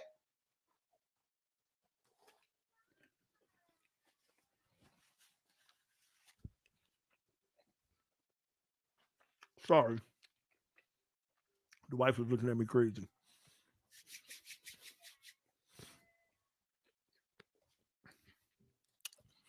Own kindness, because I like the content you put out, TD. Thank you, Brandon. Because people are starting to try to tell me that I'm using you, Brandon. I'm getting you to believe nonsense and using you for your membership and your money. That's what they're trying to say out here now. So thank y'all for seeing it for yourself. All right. There you go. Taiwan just became a member. Salute to you, homie. Oh, he went with the MVP status. I appreciate you, man. Thank you. Nothing but love, brother. Nothing but love. Thank you to all the regulars that hang out all the time with us and kick it. Let me transition more into a deeper football conversation, because I might get into that list. It depends, because baby girl over here playing with her toys and she cranking up. So depending on how she doing, because she having a good time right now, but I'm gonna check them in a second. But sometimes I just want to be very clear on my take of the team and what I mean when I say it, because a lot of people will take what you say and try to twist it into a negative connotation, and it's not even what I meant, you know? So I'm going to go through my status of the team real quick from top to bottom, and I'm going to do it in a speed rush. Y'all tell me how good I do and how with my speed, because I'm going to go real fast, tell you all the things about the team. It's just going to run through my head what I really think, everything going on in my brain. And then I may pull up an Excel sheet and we can create the quarterback tiers together, okay, if we have enough time. Man, shout out to Dolphins State of Mind, just became a member with the all-pro status. Salute to you, man. Thank y'all. Man, more members than I ever had in one day ever. I think we got like 5 or 6 today. That's crazy. Man, all right, so let me do a clock countdown, all right? Respect to you, TD. From a Bills fan, I'm always respect you, bro. Just gotta get that 9 up there. 9 up there? I don't know what that means. You gotta help me at the end. No, thank you, State of Mind. Salute to you, homie. All right, here we go. For all those who want my take on the team from top to bottom, y'all ready? Here we go. 4, 3, 2, 1. Miami Dolphins. What are they? Who are they? What are they? Whatever. First and foremost, we have an owner who I really love, believe it or not. He does everything he can to possibly win. He, like, even illegal stuff, which it did hurt us in the long run. But you have to appreciate Stephen Ross, because at the end of the day, he's willing to spare no expense for us to win, as Melvin Andrew just became a member as well. Salute to you. So I like Stephen Ross. That is my stance on him. Some of his decision making, sometimes I wish he was Jerry Jones and getting all in the mix, even though that ain't a good formula. But with the way we're going, I wish he was a Jerry Jones vetoing and making the power moves. But then when you bring it down a notch to Chris Grier, I am highly disappointed in Chris Grier. I actually think that he is a good GM, but I think that in this one situation, he's getting caught up in his pride, either that or he's being forced to do what he's doing, because it's either that or get fired. So I don't know the answer to that, but I always approach it giving you both scenarios. That's how I feel about him right now. Moving down a little more, Mike McDaniel, a new head coach. The jury for me is still out on him. I like him too. I actually like Mike McDaniel, just like I like Brian Flores. I had no attachment to either of them other than the fact that they're Dolphin head coaches. But I like Mike McDaniel. There's some things he's going to have to prove this year to say that he's really a good coach, because this is the real test. But there's a lot of things that he also did well. So time will tell. I just wish that his decision-making was a little better. Example of a decision making for Mike McDaniel. I'm not talking about the play calling. I'm not talking about the 4th and 1s. I'm talking about you need to create an offense that's going to utilize Chris Greer's $11 million for Mike Gesicki. You don't let a guy get hidden on your bench or run just a ghost on the field when you're paying him $11 million. You don't let that happen. You don't have Eric Ezukama sitting on a bench when he probably would have been a lot more productive than Cedric Wilson. And now all of a sudden this year you want him to step up and be in that role. He should have already had some of that role. So there's a few more things I have a problem with Mike McDaniel in those regards. But that's the gist of the things that I don't like about him, okay? But I actually love him overall. I like what he's doing, but the real test is this year to see if he can get this team moving at a high level. I'm not going to talk about position coaches outside of O-line coaches. We still can't get that right. Now, let's go down to the roster. Offense or defense? Put it in the comment section. Which one you want me to start with? Offense or defense? Offense or defense? And these are my official takes on these players. These are my official takes on these players. Offense or defense in the comment section. Hurry up, hurry up, hurry up. All right, I got more offenses starting out. It's tied. Defense is winning now. Offense is winning now. Defense, guys. We'll start with offense, okay? Then we'll go to defense. This is just the top of my head because sometimes I miss players. But let me go off the top of my head. Yeah, I know. She's good. She's having a good time. But yeah, she's not crying. She just trying to talk. All right, let's go offense first. And here's my speed drill. Starting with the quarterback position, Tua Tagovailoa. Tua Tagovailoa is actually my favorite player on the team because he's the quarterback that seems going to go how he goes. I don't like Tua Tagovailoa's play all the time. I think he is highly inconsistent. And I think that he can play at a high level at times, but he can't do it consistently, and he can play at a very poor level when things aren't perfect and to what fits him, okay? Is he a franchise quarterback? I don't believe he is, and I don't believe he will be long-term, but the jury is still out. The one thing that I do know is he's not a bum. He's not trash. He has trash moments and bum moments, but he is not a bum. He is not trash. Matter of fact, he's not in the bottom end of all quarterbacks in the NFL. I put him somewhere around the middle when you give his overall game long-term, okay? He can be successful in some things, but he'll always have things he struggle with. There's things he won't be able to do depending on the defensive scheme. So at the end of the day, I don't believe in Tua Tagovailoa's long-term, but the jury is still out, and he has a chance to prove me wrong otherwise. And if he does, I will get on that side and support him wholeheartedly. I support him now, but I am still going to tell y'all all of the things that I don't believe in and why he's up and down. That is my official stance on Tua Tagovailoa. He's not a bum, but he's also not elite. And he's somewhere in the middle, and we're just trying to figure out where that is. That is my official take on him, okay? We're not going to talk about no backup quarterbacks, Skylar developmental. All right, so running back room, Jeff Wilson, opportunistic running back. If the lane is there, he can make some plays. If we had a great line, he'll be very explosive. But with the line that we have now, he's just a middle of the road back. I think he has more talent than we allow him to display. But we'll never be able to see it if they don't give us a better O-line. Same thing with Mostert. The exact same thing. Gaskins, I think Gaskins is much more talented than people know. I truly think Gaskins can be the great value version of Eckler, and that ain't a bad thing. That's not a bad thing. Gaskins is a very powerful runner in his lower body where it's hard to even bring him down. But once again, you can't utilize him fully whenever you don't have the offensive line that can show his true talent. I really think Gaskins is a weapon that we have still not been able to tap into on a consistent basis, and we won't, because he has other guys in front of him that are more conducive to the line we have now, which again just sits him in the background.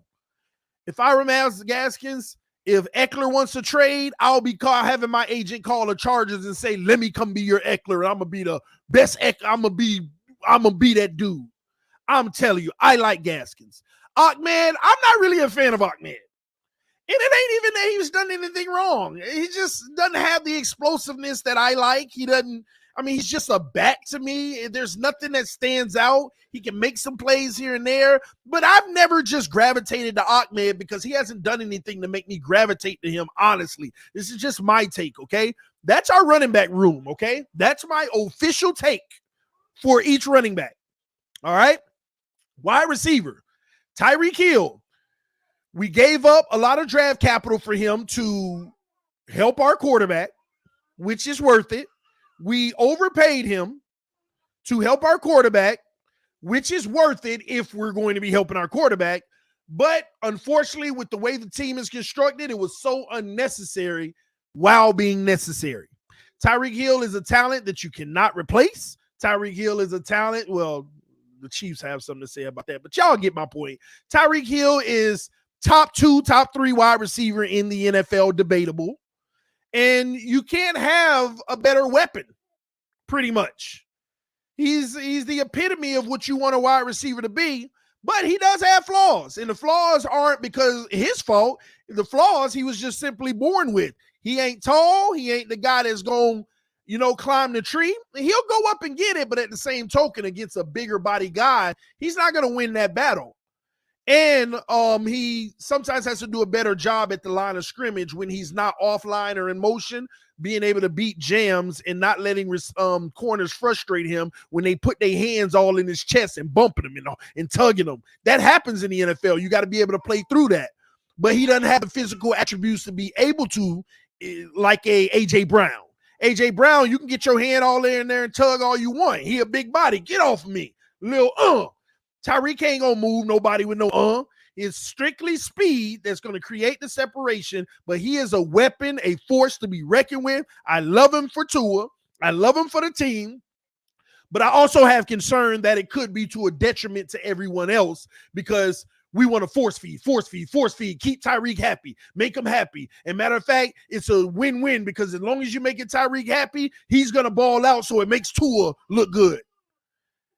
I don't know if that's going to ultimately be the best thing for the team. I don't want the Jordan Love effect. Not Jordan Love, but Kevin Love. I don't want the Kevin Love effect. I don't want LeBron to take over the game all game and score 50 points. And then when everybody ice cold in the fourth quarter to win the game for the layup, LeBron pass up. Sherfield, he dropped it because he out of rhythm. I don't want that. I don't want that Kevin Love effect. LeBron to Kevin Love for the win. He missed it. I don't want that effect. And that's an effect that's been taking over the team, but we don't recognize it. He dropped the ball. Man, these guys ain't in no rhythm. What's his name? One of our receivers had 1 target a game. You can't make this up. One of our receivers had 17 targets, which was 1 target a game. Come on, man. Come on. I think that was Cedric Wilson. So it's a catch-22. At least we know Tyreek going to be productive and he going to get them yards, but it's still coming at a detriment to the team as well. So that's just my take on it. We'll figure it out. It's still showing some success, but is it optimizing the team? Do you look at the Chiefs? There ain't no selective guy. I know that Travis Kelce is getting the ball a lot and he's a main target, but it's coming in the flow of the offense. It ain't force feeding him because Travis Kelce, most of the balls he's catching is wide open, so it's coming in the flow of the offense. Tyreek ain't always catching wide open balls. He's bailing out. Oh my God, Tyreek snatched it from the defender. Jump ball, Tyreek snatched it, so we need a more flow of the offense type offense instead of a force feed these 2 guys, because I'm telling you, at the end of the day, it makes it so easy for a defense to hone in on them.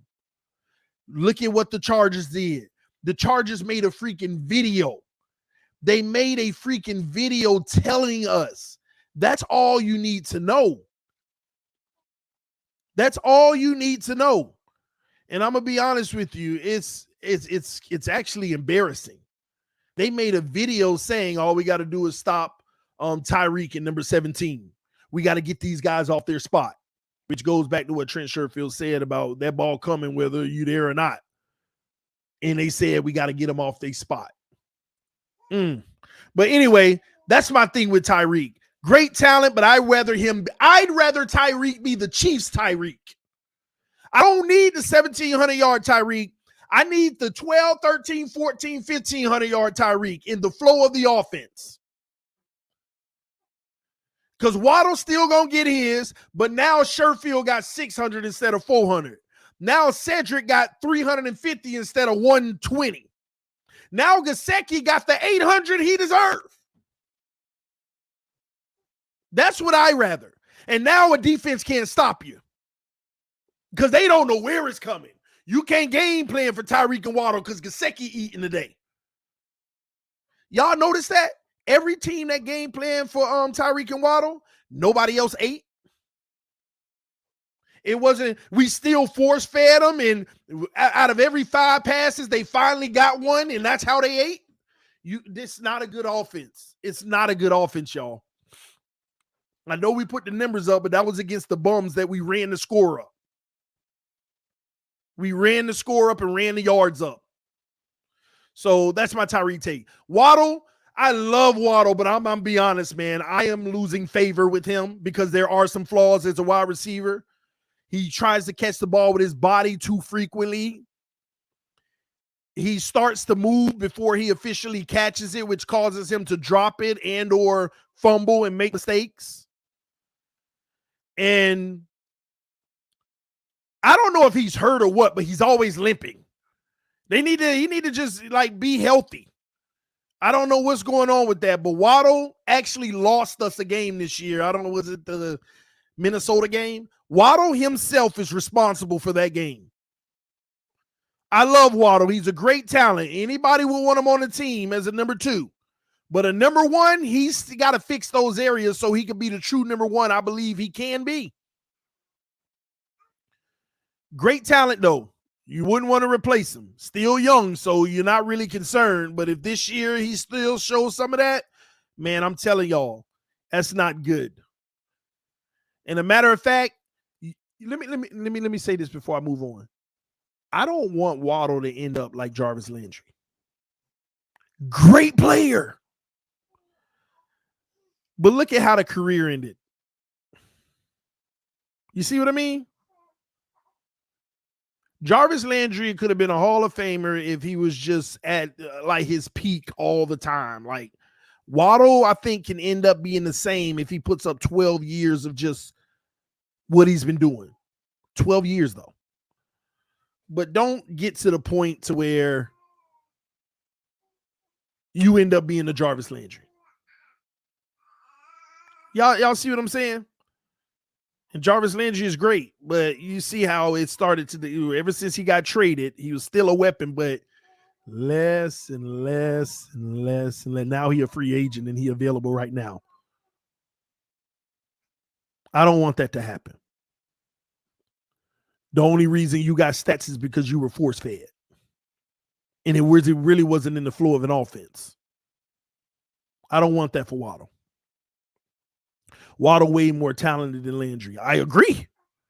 But don't end up like him. Don't end up like him. Don't end up like him. That's my point. I ain't going deeper in the wide receiver room. I'm staying top heavy on this roster talking about because other guys still got to prove themselves. Let's move on. I ain't got nothing to say about the tight ends because we ain't got none, and I ain't talk about the ones we got. It ain't worth it. O-line, Teron Armstead. Here we go. I didn't like the signing. When we got him and we signed him, yay, we got a good tackle for the games he's going to be here.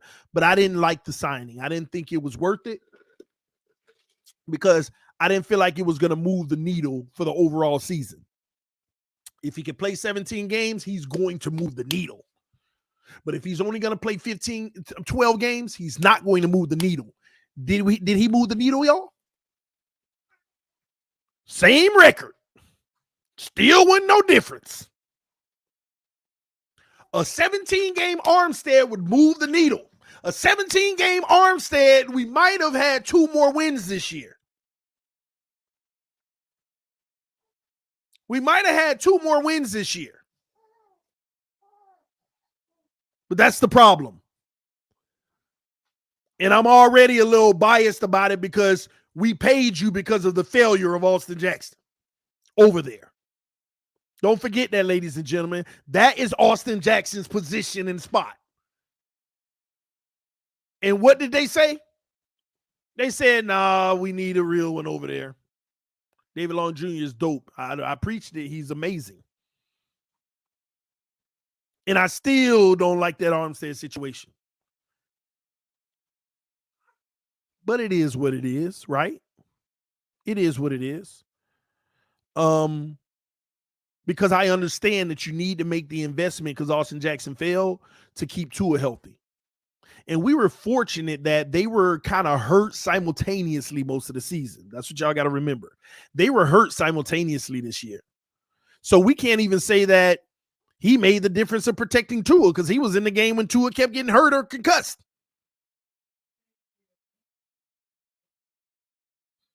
So that still didn't prevent it. But I know it probably would have been even worse had he not played. So, I mean, I'm a little fishy about the whole Teron Armstead move, but I understand why we did it, so I'm not mad about it. I just feel like we could have had a $14-15 million option that was like, if Teron Armstead is a 10 out of 10, I would have rather the guy who's has a better health history for $12 million instead of 15, but he's a 8.5 out of 10. I would have rather that. That's all I'm saying.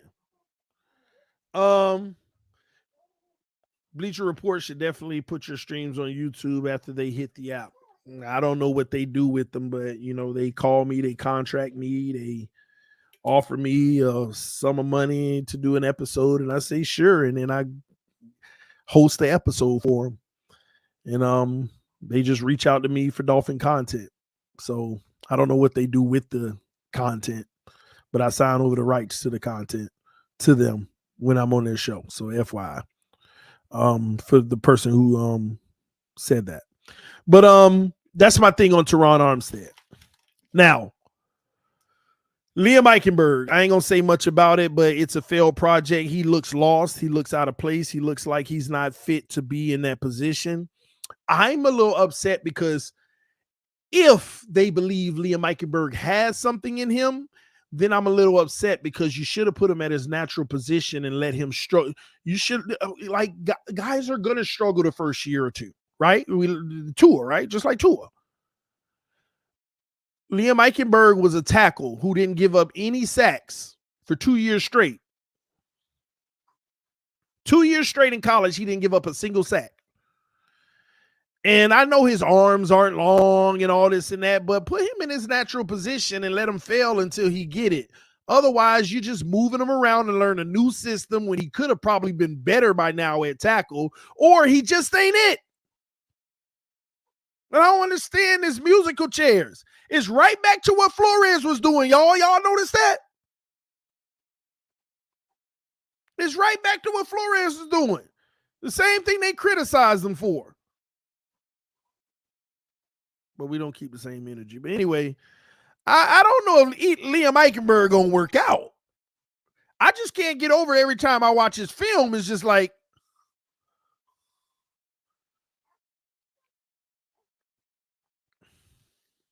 I'm just keeping it a buck about that one.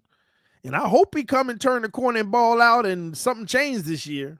All of them still could be great, but I don't know if it's going to work out.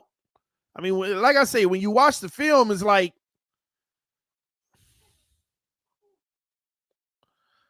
I ain't gonna lie.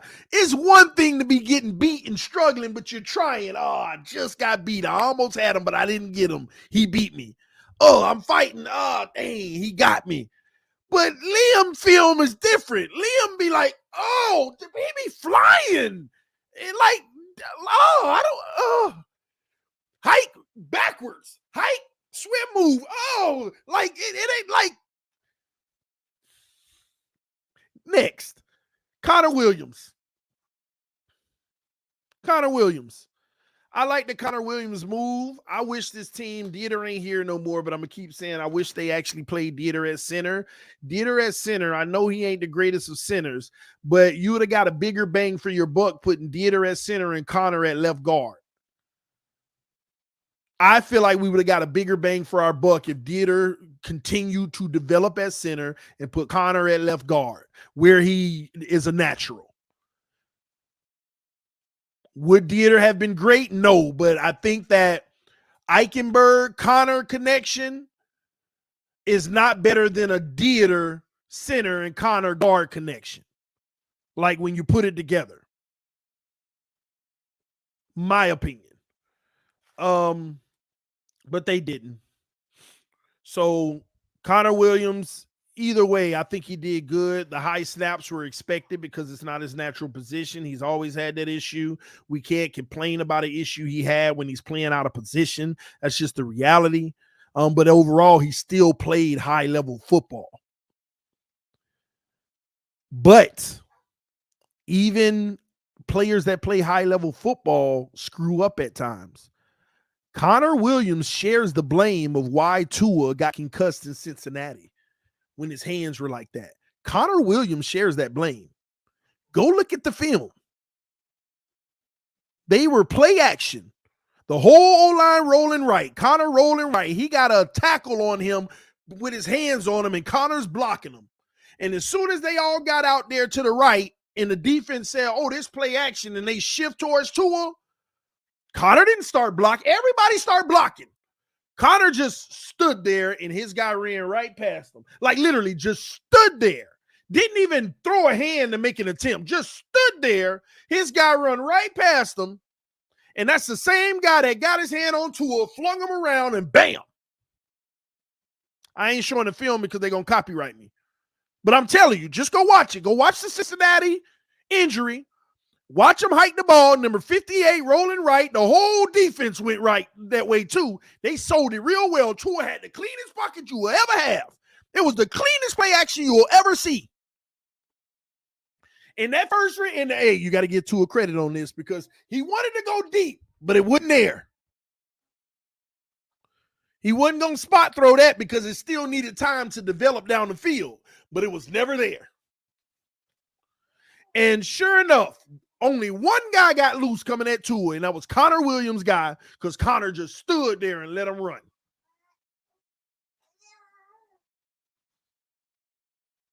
No way, TD. Tua had hella space to run the ball out or throw it away. No. I get that he did. All I'm saying is if Connor would have continued to block, Tua wouldn't have even had to try to avoid that guy to try to make a play, and the guy grabbed him. Man, I'm going to pull it up now.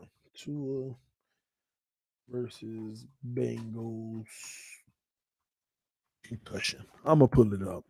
I'm going to see if I can put it in like mini mode. And maybe that'll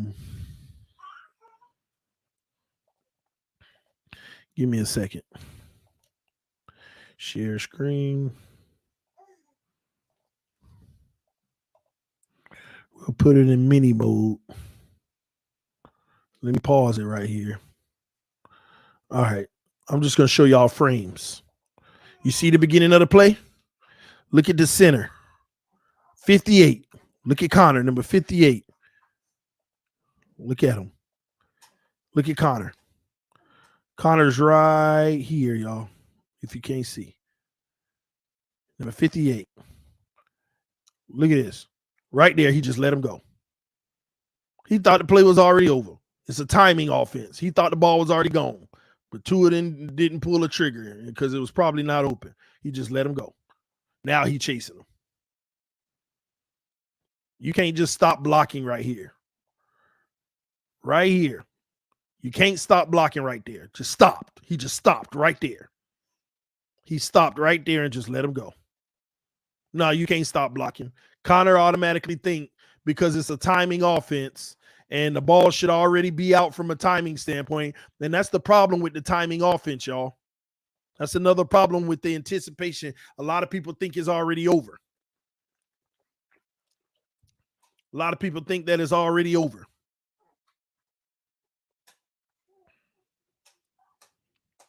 Connor looked like get rid of it already. Yeah. I mean, you're right, but at the same token, you got to keep blocking. The whistle ain't blown, normal football rules. Can't blame Connor. That's at least 15 yards of space. No, I get it, Jason. I'm just saying his responsibility is to continue to block until the play is over, though, right? That's all I'm saying. Yeah, I mean, Connor's a great guy. He played great this season. I mean, this ain't knocking Connor. I'm just saying he shares responsibility. You got to keep playing. You got to keep blocking. That's all I'm saying. But but that's my point, man. Connor Williams, good guy. Robert Hunt, I love Robert Hunt. Man, y'all got to give Robert Hunt his kudos. The one guy that was drafted that we haven't said anything negative about Robert Hunt in 3 years. When he get a little penalty, you're like, hey, it's Robert Hunt. He's allowed to because he's been so good. He's been so solid. Ain't nobody perfect, but you know what? We don't have an issue with Robert Hunt. Put Hunt in the comment section if you agree. There are like 4 players on this team that I just love because of their hard work and they always showing up and they playing at the best that they can, and it's showing on the field. 2 of those guys is Robert Hunt, and another one is Nick Needham.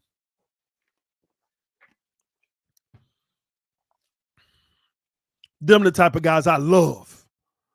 You're always negative about all our players. No, these are the players that is hard to criticize. How can you criticize Robert Hunt? What is there to criticize? Oh, you always find something negative about something. I ain't got nothing negative about Hunt, but rightfully so. Rightfully so. You see, that's the type of player you got to be to have nothing critical to say about. Nick Needham, that's the type of player you got to be to have nothing critical about. Van Ginkel, that's the type of player you got to be. Zach Zeeler, that's the type of player you got to be. Those 4 guys right there, those are the type of players you got to be. Those 4 players. He don't always false start. He had like 2 of them this year, and now we talk about always. Now, they came at a critical moment, but it was Robert Hunt. I couldn't even say nothing. Dang, Hunt. But you know what? It's Hunt. It's all right. He don't do it all the time. No, I ain't talking about no Javon Holland. You notice something about everybody I just said? Most of them weren't first and second round picks. I don't know. Well, I know Needham was undrafted. Zyler wasn't. Hunt, what round Hunt went in? What round was Hunt? Kohu, remember, the baseline, it got to be at least 2 years. You got to see it for at least 2 years. What round was Hunt? I feel like the 3rd round, but, second round with Hunt? Well, good. Good. Those are my 4, though. Those are my 4 that I ain't got nothing I can say about them. I don't have nothing to say about them. I ain't got nothing to say about Zeeler. He's exceeding expectations. I have nothing to say about Nick Needham. He's exceeding expectations. I ain't got nothing to say about Robert Hunt. He's not exceeding expectations. He's just balling out as he should as a second-round pick. Because technically you could say Robert Hunt is playing like a first-round pick. Nick Needham is playing like a third-round pick, but he was undrafted, I think. Zyler playing like a late first, early second-round pick. Y'all see where I'm going with this? These are guys that are playing at a level as if they should have been drafted higher. Those are the only 4. I know y'all want to name more, but those are the only 4. So why am I not talking about Javon Holland? Because there's still some stuff I need to see about Javon Holland. Remember, Javon Holland had a down year this year. None of y'all ain't noticing that. This year, he wasn't as good as he was under Flores for the first 2 years. Was he bad? No. He was still productive. He still played well, but he wasn't as good. Because it also shows you we don't know about Holland yet because it could be scheme specific. There's still some things to be seen. I'm not saying he ain't gonna end up being elite or he ain't that dude, but I still need to see a little more. I told y'all this a year ago. I need to see Holland in a traditional cover 2 because right now all we see is single high, him flying around in the line of scrimmage, zero blitzing and building the stats up, getting a tackle, getting a sack, roaming, getting a pick. But what happens if a team spread it out like the Chiefs and put you in a traditional set? Because there's some games you ain't hear from Holland this year. There's some games, Holland, man, you just missed them. He was just outside of the play where he needed to be. But we don't notice that. We're just living off of the first 2 years of Holland's a stud. We got a stud. But then when he has an okay year, we're just like, he's a stud. We just keep running with that. You got to keep these guys' evaluation ongoing. You could be a all-pro in your first year, but don't just start calling him an all-pro 5 years later and he ain't duplicated yet.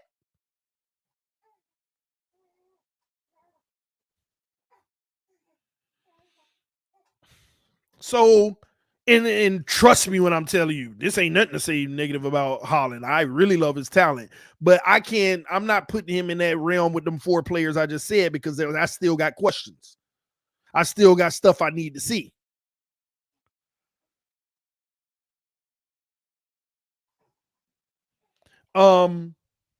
Wilkins, I can't put him in it either. Remember, Wilkins didn't come in playing like the first round pick. He didn't come in playing like the second year. He didn't come playing like the first round pick.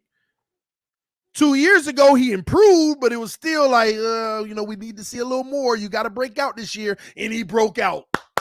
He broke out. That's a good thing. But at the same token, we're seeing him climb the ladder. But now, since he's at the top of that ladder, now give me one more, and there we go. Yeah, we got our guy. I mean, we know we got our guy, but y'all get what I'm saying. You got to get some consistency at the highest level to lock him in. Brandon Jones is close to making the list. But at the same token, he's not exceeding his draft selection. Brandon Jones ain't exceeding his draft where we drafted him. And another guy that needs to play at the line of scrimmage to go after the quarterback. But as a traditional safety in the secondary, there's still a lot to be desired. There is still a lot to be desired. So yeah, I like his progress. I like how well he's doing. But I can't put him with them 4. Those 4, they're exceeding their draft selection. Or they're non-drafted at all. So that's where I'm at with that. Phillips, too young. Remember, the first year, Phillips wasn't nothing his rookie year. Let's be honest. He was a guy that was always just too late. Phil, couldn't get him. Phil, couldn't get him. That's what he was his rookie year. Last year, it was more of, he made a play. I couldn't get him. He made more plays, but he still was just short here and there. So time will tell. All right, stop with that Howard stuff. Ain't nobody else on the roster. I mean, Tyreek is Tyreek. You know what I mean? We're talking about we ain't talking about the superstars. We're talking about the guys that, you got to give them the utmost respect. You got to. Anyway, where was I? On the O-line with Robert Hunt. Love Robert Hunt. Right tackle, Austin Jackson. We already know how I feel about that. Austin Jackson had a half of a good season. When we drafted him, his first few games before he got hurt, Austin Jackson played well. We like, we might have our tackle. Ever since that first injury, man, it's been a roller coaster. It's been a roller coaster. He played good today. Oh, yeah, Jackson getting beat. He got to be better. Oh, he hurt again. So, I mean, he's Tua as well. He's just like Tua. Now, let me say this about Tua when I brought up Christian Wilkins. I hope Tua has a Christian Wilkins evolution. They're two of the same guys, if you really think about it. They're two of the same guys, 1 year different. Christian Wilkins was not great his first 2 years. Tua wasn't great his first 2 years. Year 3, Christian Wilkins played good, but it was still a lot to be desired. Year 3, Tua played good, but it was still a lot to be desired. Christian Wilkins proved himself in year 4. We hope Tua proves himself in year 4. But you got to ball out like Christian Wilkins did this year. Like literally be that dude. A freak of nature, a force. I hope he has the same trajectory as Christian Wilkins. Because, and that shows you I'm very consistent. Because go back and watch my videos 3 years and 2 years ago. I was telling y'all, Christian Wilkins, man, he literally is getting pushed backwards. He was, too. People were like, man, why are you hating on Christian Wilkins? I kept the same energy with Christian Wilkins. And when he started getting better, I was telling y'all that. And he balled out this year. And I told y'all Christian Wilkins is a beast right now. I've been telling y'all that all season. So we hope so. Yeah. We need Raekwon Davis to take a step forward. I'm done with that. We'll see. Time will tell. That's the O-line. And that's it on the offense. The fullback, I ain't got to talk about that. Whatever. That's the offense. That's the offense. Defense. This is where it's going to get nasty. I already told you about Javon Holland. It's still a lot to be desired. Great talent. Good draft pick. But it's still a lot to be desired. We need him to come becoming that dog. He's close, but I know we Dolphin fans, we want to give everybody their flowers and make it seem like everybody elite, but he actually needs to become elite because he has the talent to, but he's not yet. Is he far? Maybe not. But he ain't right. He ain't right there knocking on the door. He's like 10 out of 10 is elite. He's like 7.8. You know? Brandon Jones is like your 6.8. Y'all hear her talking? She good. She not crying. She just making noise, having a good time. All right. Yeah. But yeah. There's still. And that's why Fangio, this is going to be very interesting. If he don't take that ultimate step with Fangio, then we'll have a good safety, but he'll never be elite. That's my opinion. If he doesn't take that ultimate step with Fangio and literally be that dude, then he's going to forever be known as a good guy where, hey, we got our safety, but he ain't elite. So we'll see. Same with Brandon Jones. A lot to be desired, but Brandon Jones, I think he is what he is. That's what he's going to be, but that's good, and keep him there, and he's solid. You don't need the best player at every position. Xavier Howard, I got to be honest with y'all, I'm over it. He is not the same player, and Xavier Howard is not elite anymore. He's not elite anymore. I know it was just one season of bad play, but I told y'all this 3 years ago. I said, trade X. You're rebuilding during his prime. Just like Tunsil. It's a waste of big money to be rebuilding during these type of players' prime. And when he start to decline, that's when we're going to be ready for a Super Bowl, and that's going to be a position that hurts us in the end. X can very well be the reason why we fail. He is not the same player anymore. It's either he's playing hurt or now he's getting beat. He is strictly a ball hawk. And I've been telling y'all that. His coverage skills actually improved last year with Byron, but now they done fell off the face of the earth. And that kind of tell you he needed Byron on that other side, and he going to need Ramsey over there, but they going to need each other because they both going to get targeted anyway. Matter of fact, I'll be honest with you. X probably going to get targeted even more now. And that may not be as good as y'all think. But lucky in a Fangio system, He don't want anything deep. So these guys might look good anyway. Fangio's system doesn't want anything deep. That's why he like running all those DBs and shifting them. So that the system alone might make him look good because neither of them getting beat deep. But if he going into a man concept, trying to one-on-ones and stuff like that, because we got those dogs out there, I don't have the faith that I used to. Give me 2 years ago X in Byron, and I've had faith. But don't give me the current X and the current Ramsey. That's a good duo, but depends on how they play.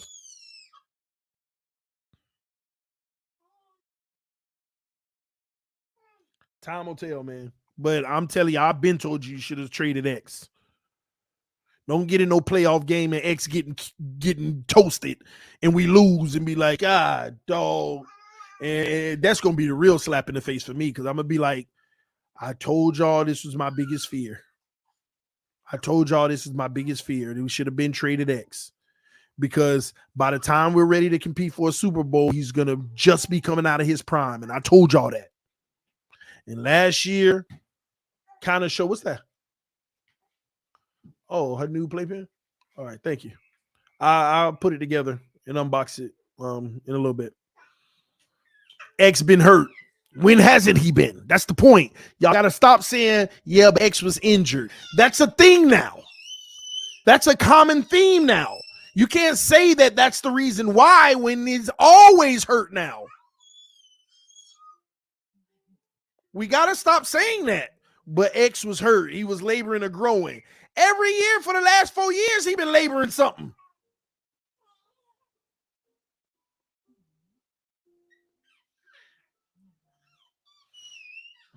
Just saying. But time will tell. Time will tell. Jalen Ramsey, same thing, man. I ain't going to talk much about Jalen. I want to see him in the Dolphins situation. But same thing. I ain't talking about the Kohus and the Trills and all of that. They 1 year guys that didn't even play the full year and made some flashes. But again, I'm a long-term guy. You got to give me a larger sample size. Come into this year and make a whole bunch of plays. Because even last year, we all Trill and Kohu. Them guys were still getting beat. Let's not sit here and act like they still wasn't getting beat. We just noticed their name getting called more of making certain stops because they had to play more, but they still was getting beat at times. Kohu was still getting beat. But I like that at least he was close to the receiver and getting beat. He played well now, don't get me wrong. But it ain't like they wasn't still getting toasted sometimes. So they're going to have to become those real dudes this year, locking people up. Yeah, I know everybody get beat, but y'all know what I'm talking about. He still got beat at a level that doesn't prove that he's the guy yet. Like he could be the guy yet. But it's a good starting point. And remember, these are my official takes for each player, what I believe. So we don't have no confusion on my stances. So that's what I believe in that. Linebackers, I've always hated our linebacking core. Thank God we got long, but yeah, I'm finna finish the sandwich soon. Okay. Thank you. Here you go. I'm gonna finish it later. Linebackers, long. No, I am though. You can sit it, keep it out. Long, I love it. Man, we finally got a guy. But the rest of them guys, I don't want to go into detail by them individually. But I'm gonna tell you, I don't like our linebackers other than Manginko. He's really an edge / linebacker. I don't like him. Ain't none of them proved themselves. None of them. I don't care. Leonard Roberts made some of that. Leave me alone. Jerome Baker may have had a better season. Yeah, he did. But leave me alone. I don't get them out of linebackers. I don't like them. Don't like them. Don't like them. Don't like them. They ain't the prototypical linebackers I like. That are dogs. Man, that's one position. You got to be the dog. And we got one this offseason. That's the biggest move in the offseason. Freaking long. I'm telling y'all, I love it. Oh my gosh. Thank you, Chris Greer. You did something that made me just be like, oh, yes, finally. Y'all gonna feel Long's impact right away. Now, if Long come and he bust out, man, I'm going to be so mad. Oh, my God, because you still got to think about how he going to come back from his injury, soft tissue injury, but still. I'm speaking nothing but praises to this kid because I know what he's capable of, but I don't even know the type of player he's going to be after this injury he has. So time will tell. We'll see. But if he don't play well, oh, my God, we just can't ever get it right. But I got faith in this one.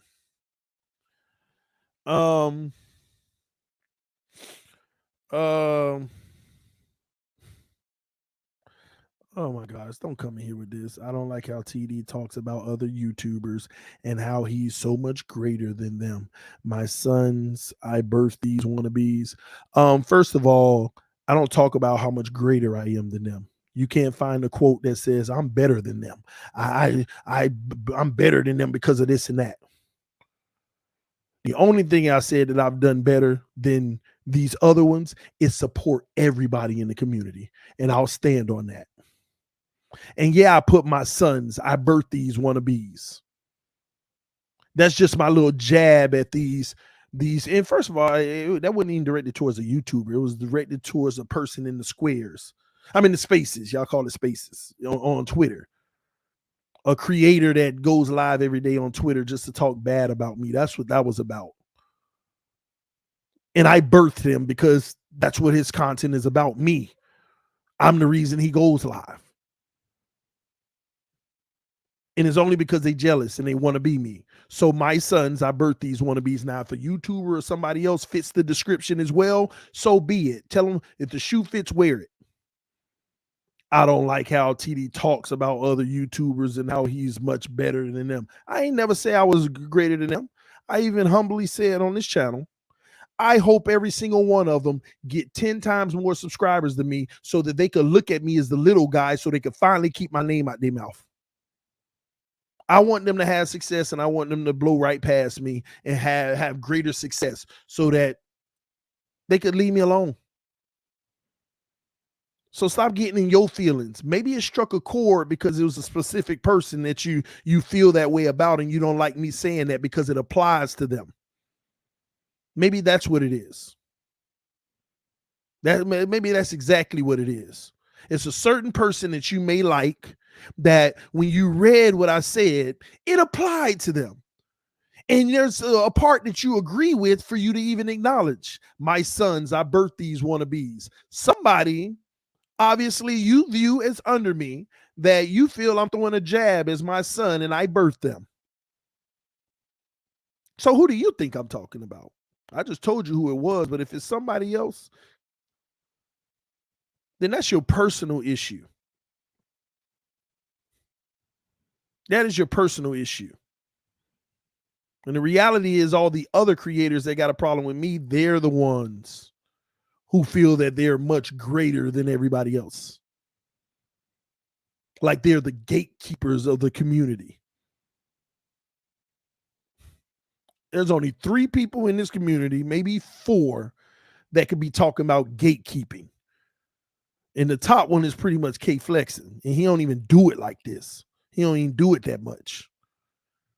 Dudley Do Wrong, D1, Great One DeVore maybe, and these guys ain't even active like that. Only ones active is me and Doug.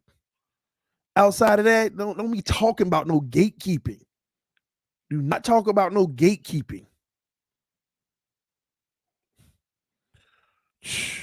That's bad on that content creator for hating on you, TD. It ain't just the one, it's many, but I ignore the other ones because I know it's just jealousy.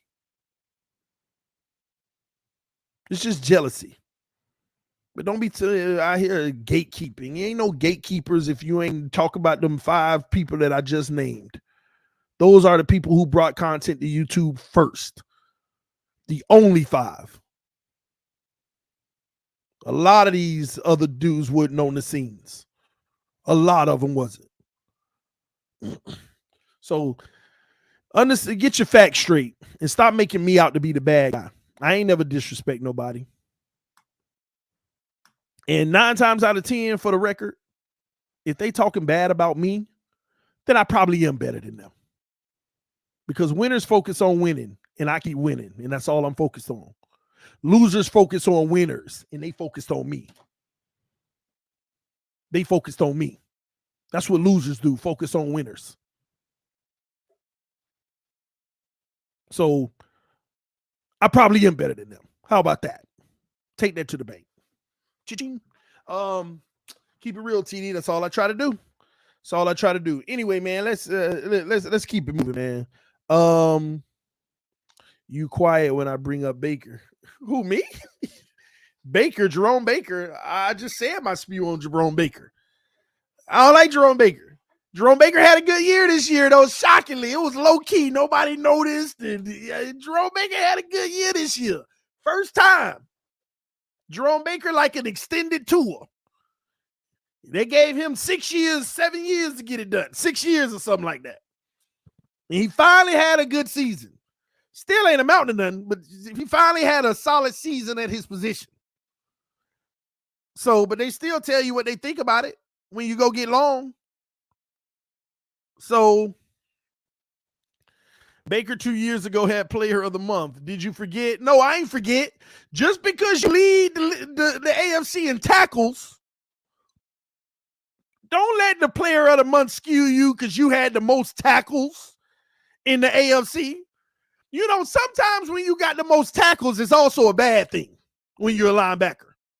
Why is the ball always coming to the second level to begin with? It was a bad thing for the team. But sometimes Jerome Baker can go attack that hole and get a -1, but he sit there and wait on you to come through the hole, and then he tackle you for 6 yards. I don't care nothing about these 13-yard runs and then you make the tackle. I want tackles for losses. I want tackles for under 3 yards. I don't care you getting all these tackles, all these first down tackles. I remember that player of the month because I remember we were dogging him the whole month and people were like, oh, you wrong because he made player of the month. No, he had the most tackles because teams always ran the ball because we couldn't stop them. A lot of guys had a lot of tackles. The tackles went up big time because we couldn't stop the run. Don't forget that. We just start stopping the run this year. Don't forget. We couldn't stop the run for a long time. He covered too. He got better in covering this year. I agree. But again, this year. Matter of fact, he's a better cover linebacker than a run stuffer. And he was primarily used to get at the quarterback too. He was primarily used to go in and get at the quarterback. TD, thanks for telling the truth and not feeding us delusional Kool-Aid. Hey, that delusional Kool-Aid might taste good because some people are addicted to it. What else? Linebackers, I got them. We got the secondary. Now we got to move over to the D-line. Jalen Phillips already told y'all, to me, that's incomplete. He needs to become that dog. People think that he's just great. He ain't nowhere near the Bosa's of the world. Remember the position he plays, okay? Don't forget about guys like Micah Parsons. If Micah Parsons is a 10, what is Jalen Phillips?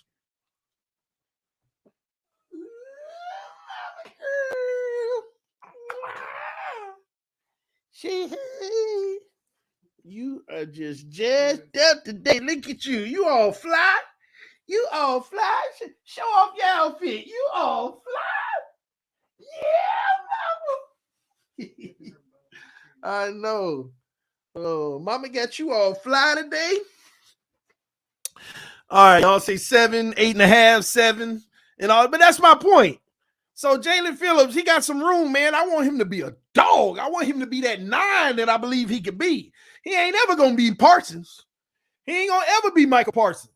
But he could get to that 8.5 range, maybe.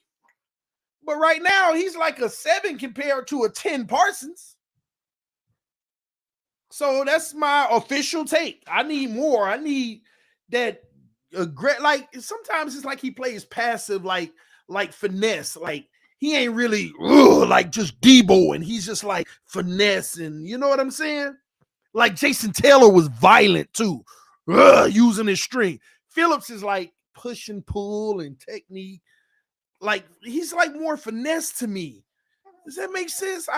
Maybe I'm off here. We'll see. I'll look a little more. I'll just pay attention a little more. Okay. TD always humble and rational. Just, the truth is what it is. Melvin Ingram, early in the season, came off real well. Then I felt like he disappeared. I didn't know where he went, but I ain't got much to say because he ain't a long-term Dolphin to me or expected to be one. But good piece to have. I just, I feel like he kind of got lost in everything after a while with the whole Chubb and all of that stuff happening. You wanna? Oh, mama wants you, mama.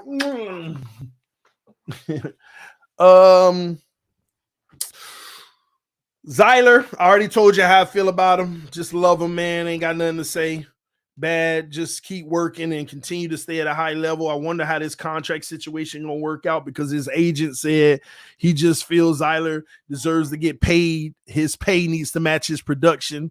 And I'm shaking my head like, what does that mean? Because his production is Christian Wilkins' production, just about. And Christian Wilkins about to get paid. I'm like, I don't think we can keep both of them, but we'll see. Let's see what Greer do with all these contracts. Let's see how that works. So that'll be interesting. But he's a dog. I like Zyler, however you pronounce it. Raekwon Davis, come on, man. You better wake up. Wake up, bro.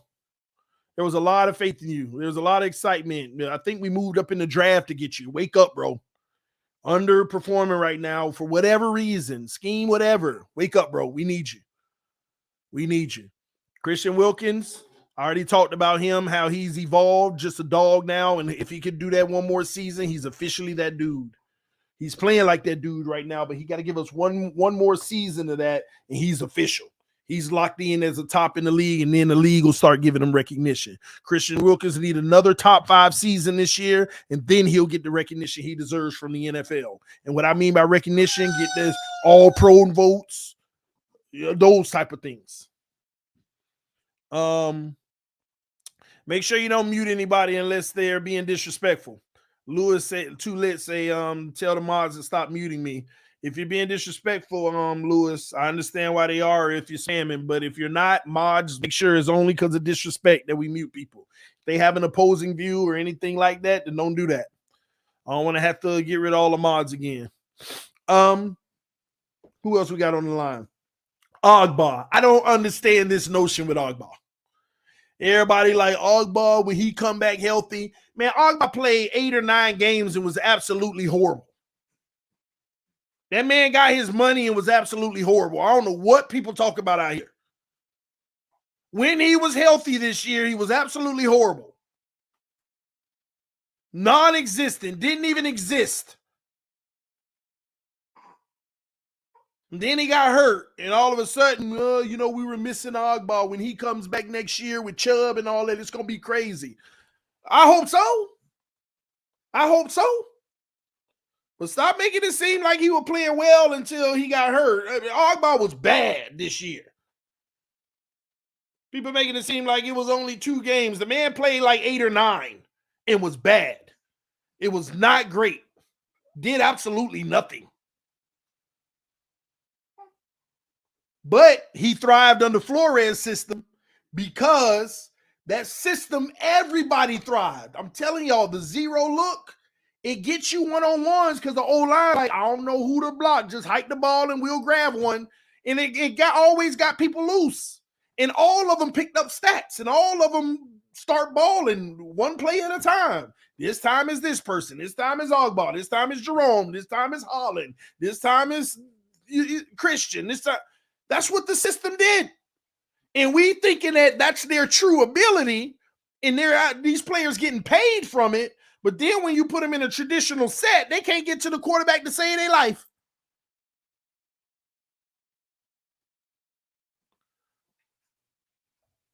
Salute to Ogba, though. He got that cash. He got paid.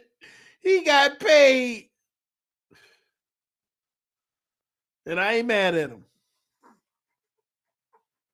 This year he got hurt after 9 games. And in them 9 games, he was bad. That's the point I'm making. So That's my thing on Ogbah. Bradley Chubb, I ain't gonna say nothing about him. I need to see him some more because I didn't like his play either. And everybody kept trying to sell it. Well, you got to understand it's not going to always show up in sacks, his impact. Yeah, man ain't did nothing but in the playoff game that one play. So as we traded for him, he did absolutely nothing on this team until the playoffs on the one play or the last game of the season. I forget which game it was where he made a big play. It was a fumble or something like that. I forgot what it was. I just know he made a big play. But outside of that, the man absolutely did nothing. Stop trying to sell Chubb on us. Just because we gave up a big draft pick and gave him big money. We try to justify everything and make him seem like the greatest in the league. He did absolutely nothing for us other than the one big play. Now, I know I'm selling that. I mean, he may have made a play here and there, but for his value and what we gave up, you expected him to be a low-key Michael Parsons. You see what I'm saying? And we're nowhere near it. If Mike is a 10, Chubb came to Miami and gave us that straight 5.5 production. Real talk. Well, he made the Pro Bowl. He made the Pro Bowl from everything he did in Denver. Solely from what he did in Denver. He was a beast for the first half of the season. Got to Miami, well, it's a new scheme. Okay, I give you that. Let's see what happens this year.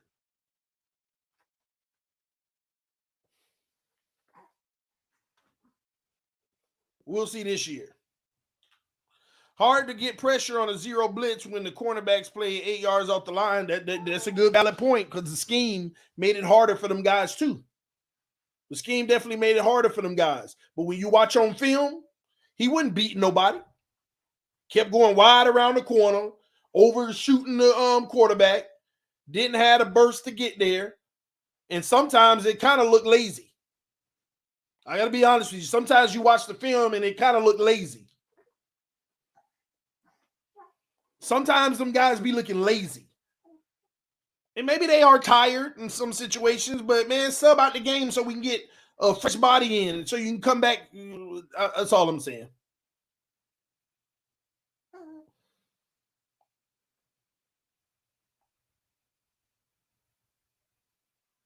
That's all I'm saying.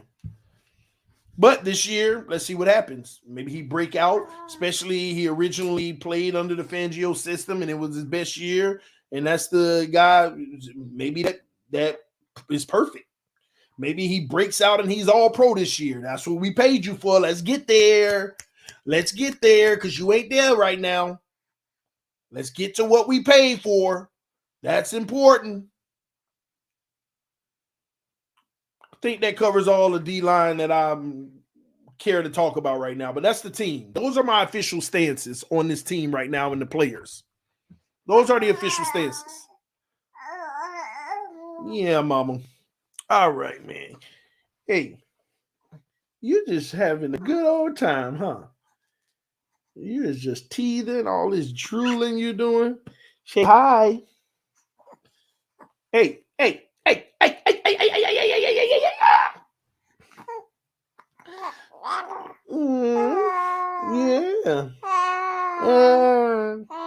hey, yeah.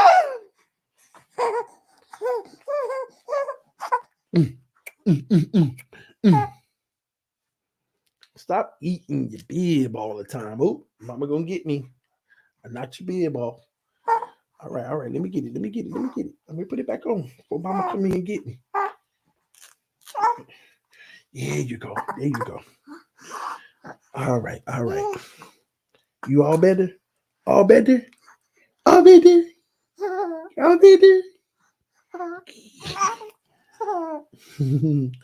Oh, great assignment, TD. We're looking good. So yeah, man.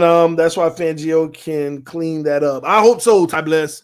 That's what we're gonna rely on. Y'all don't understand how important Fangio is gonna be this year. He got to deliver, though. We can't sit here and live in this world just automatically. Fangio's gonna do this.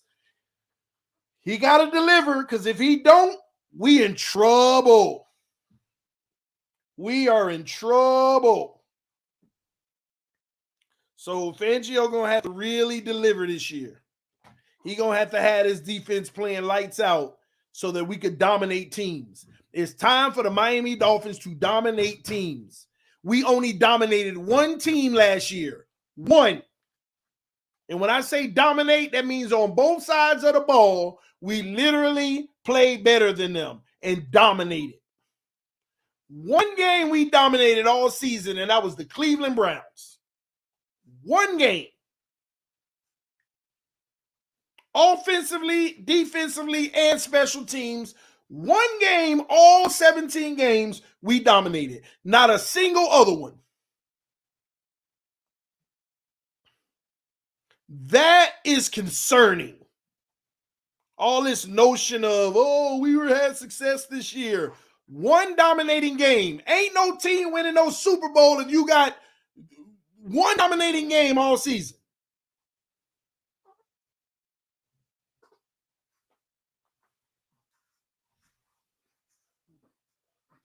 You can't name another one.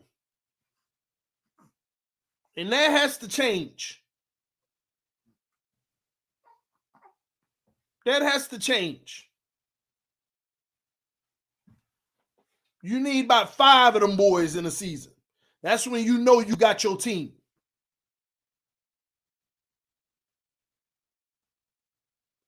You need about 5 of them. 5 dominating performances, and you know your team is actually a good team. You know you got a good team.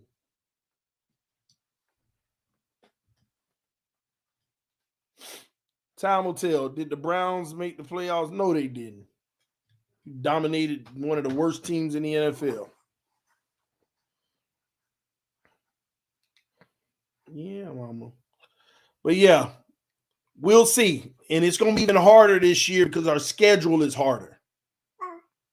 It's going to be even harder. But time will tell. We coming up on the 1 o'clock hour. I'm almost 3 hours in, man. We're going to end it here. When I go live again later, we're going to do that QB tier list. We're going to do it together.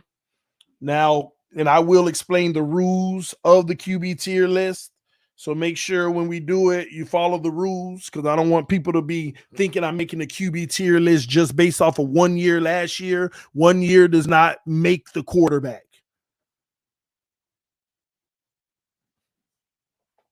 Geno Smith proves that. 1 year doesn't make it. So we'll do that later today. Thank y'all again for tuning in. Love y'all. Appreciate y'all. Fins up no matter what. Y'all hit the like button on your way out.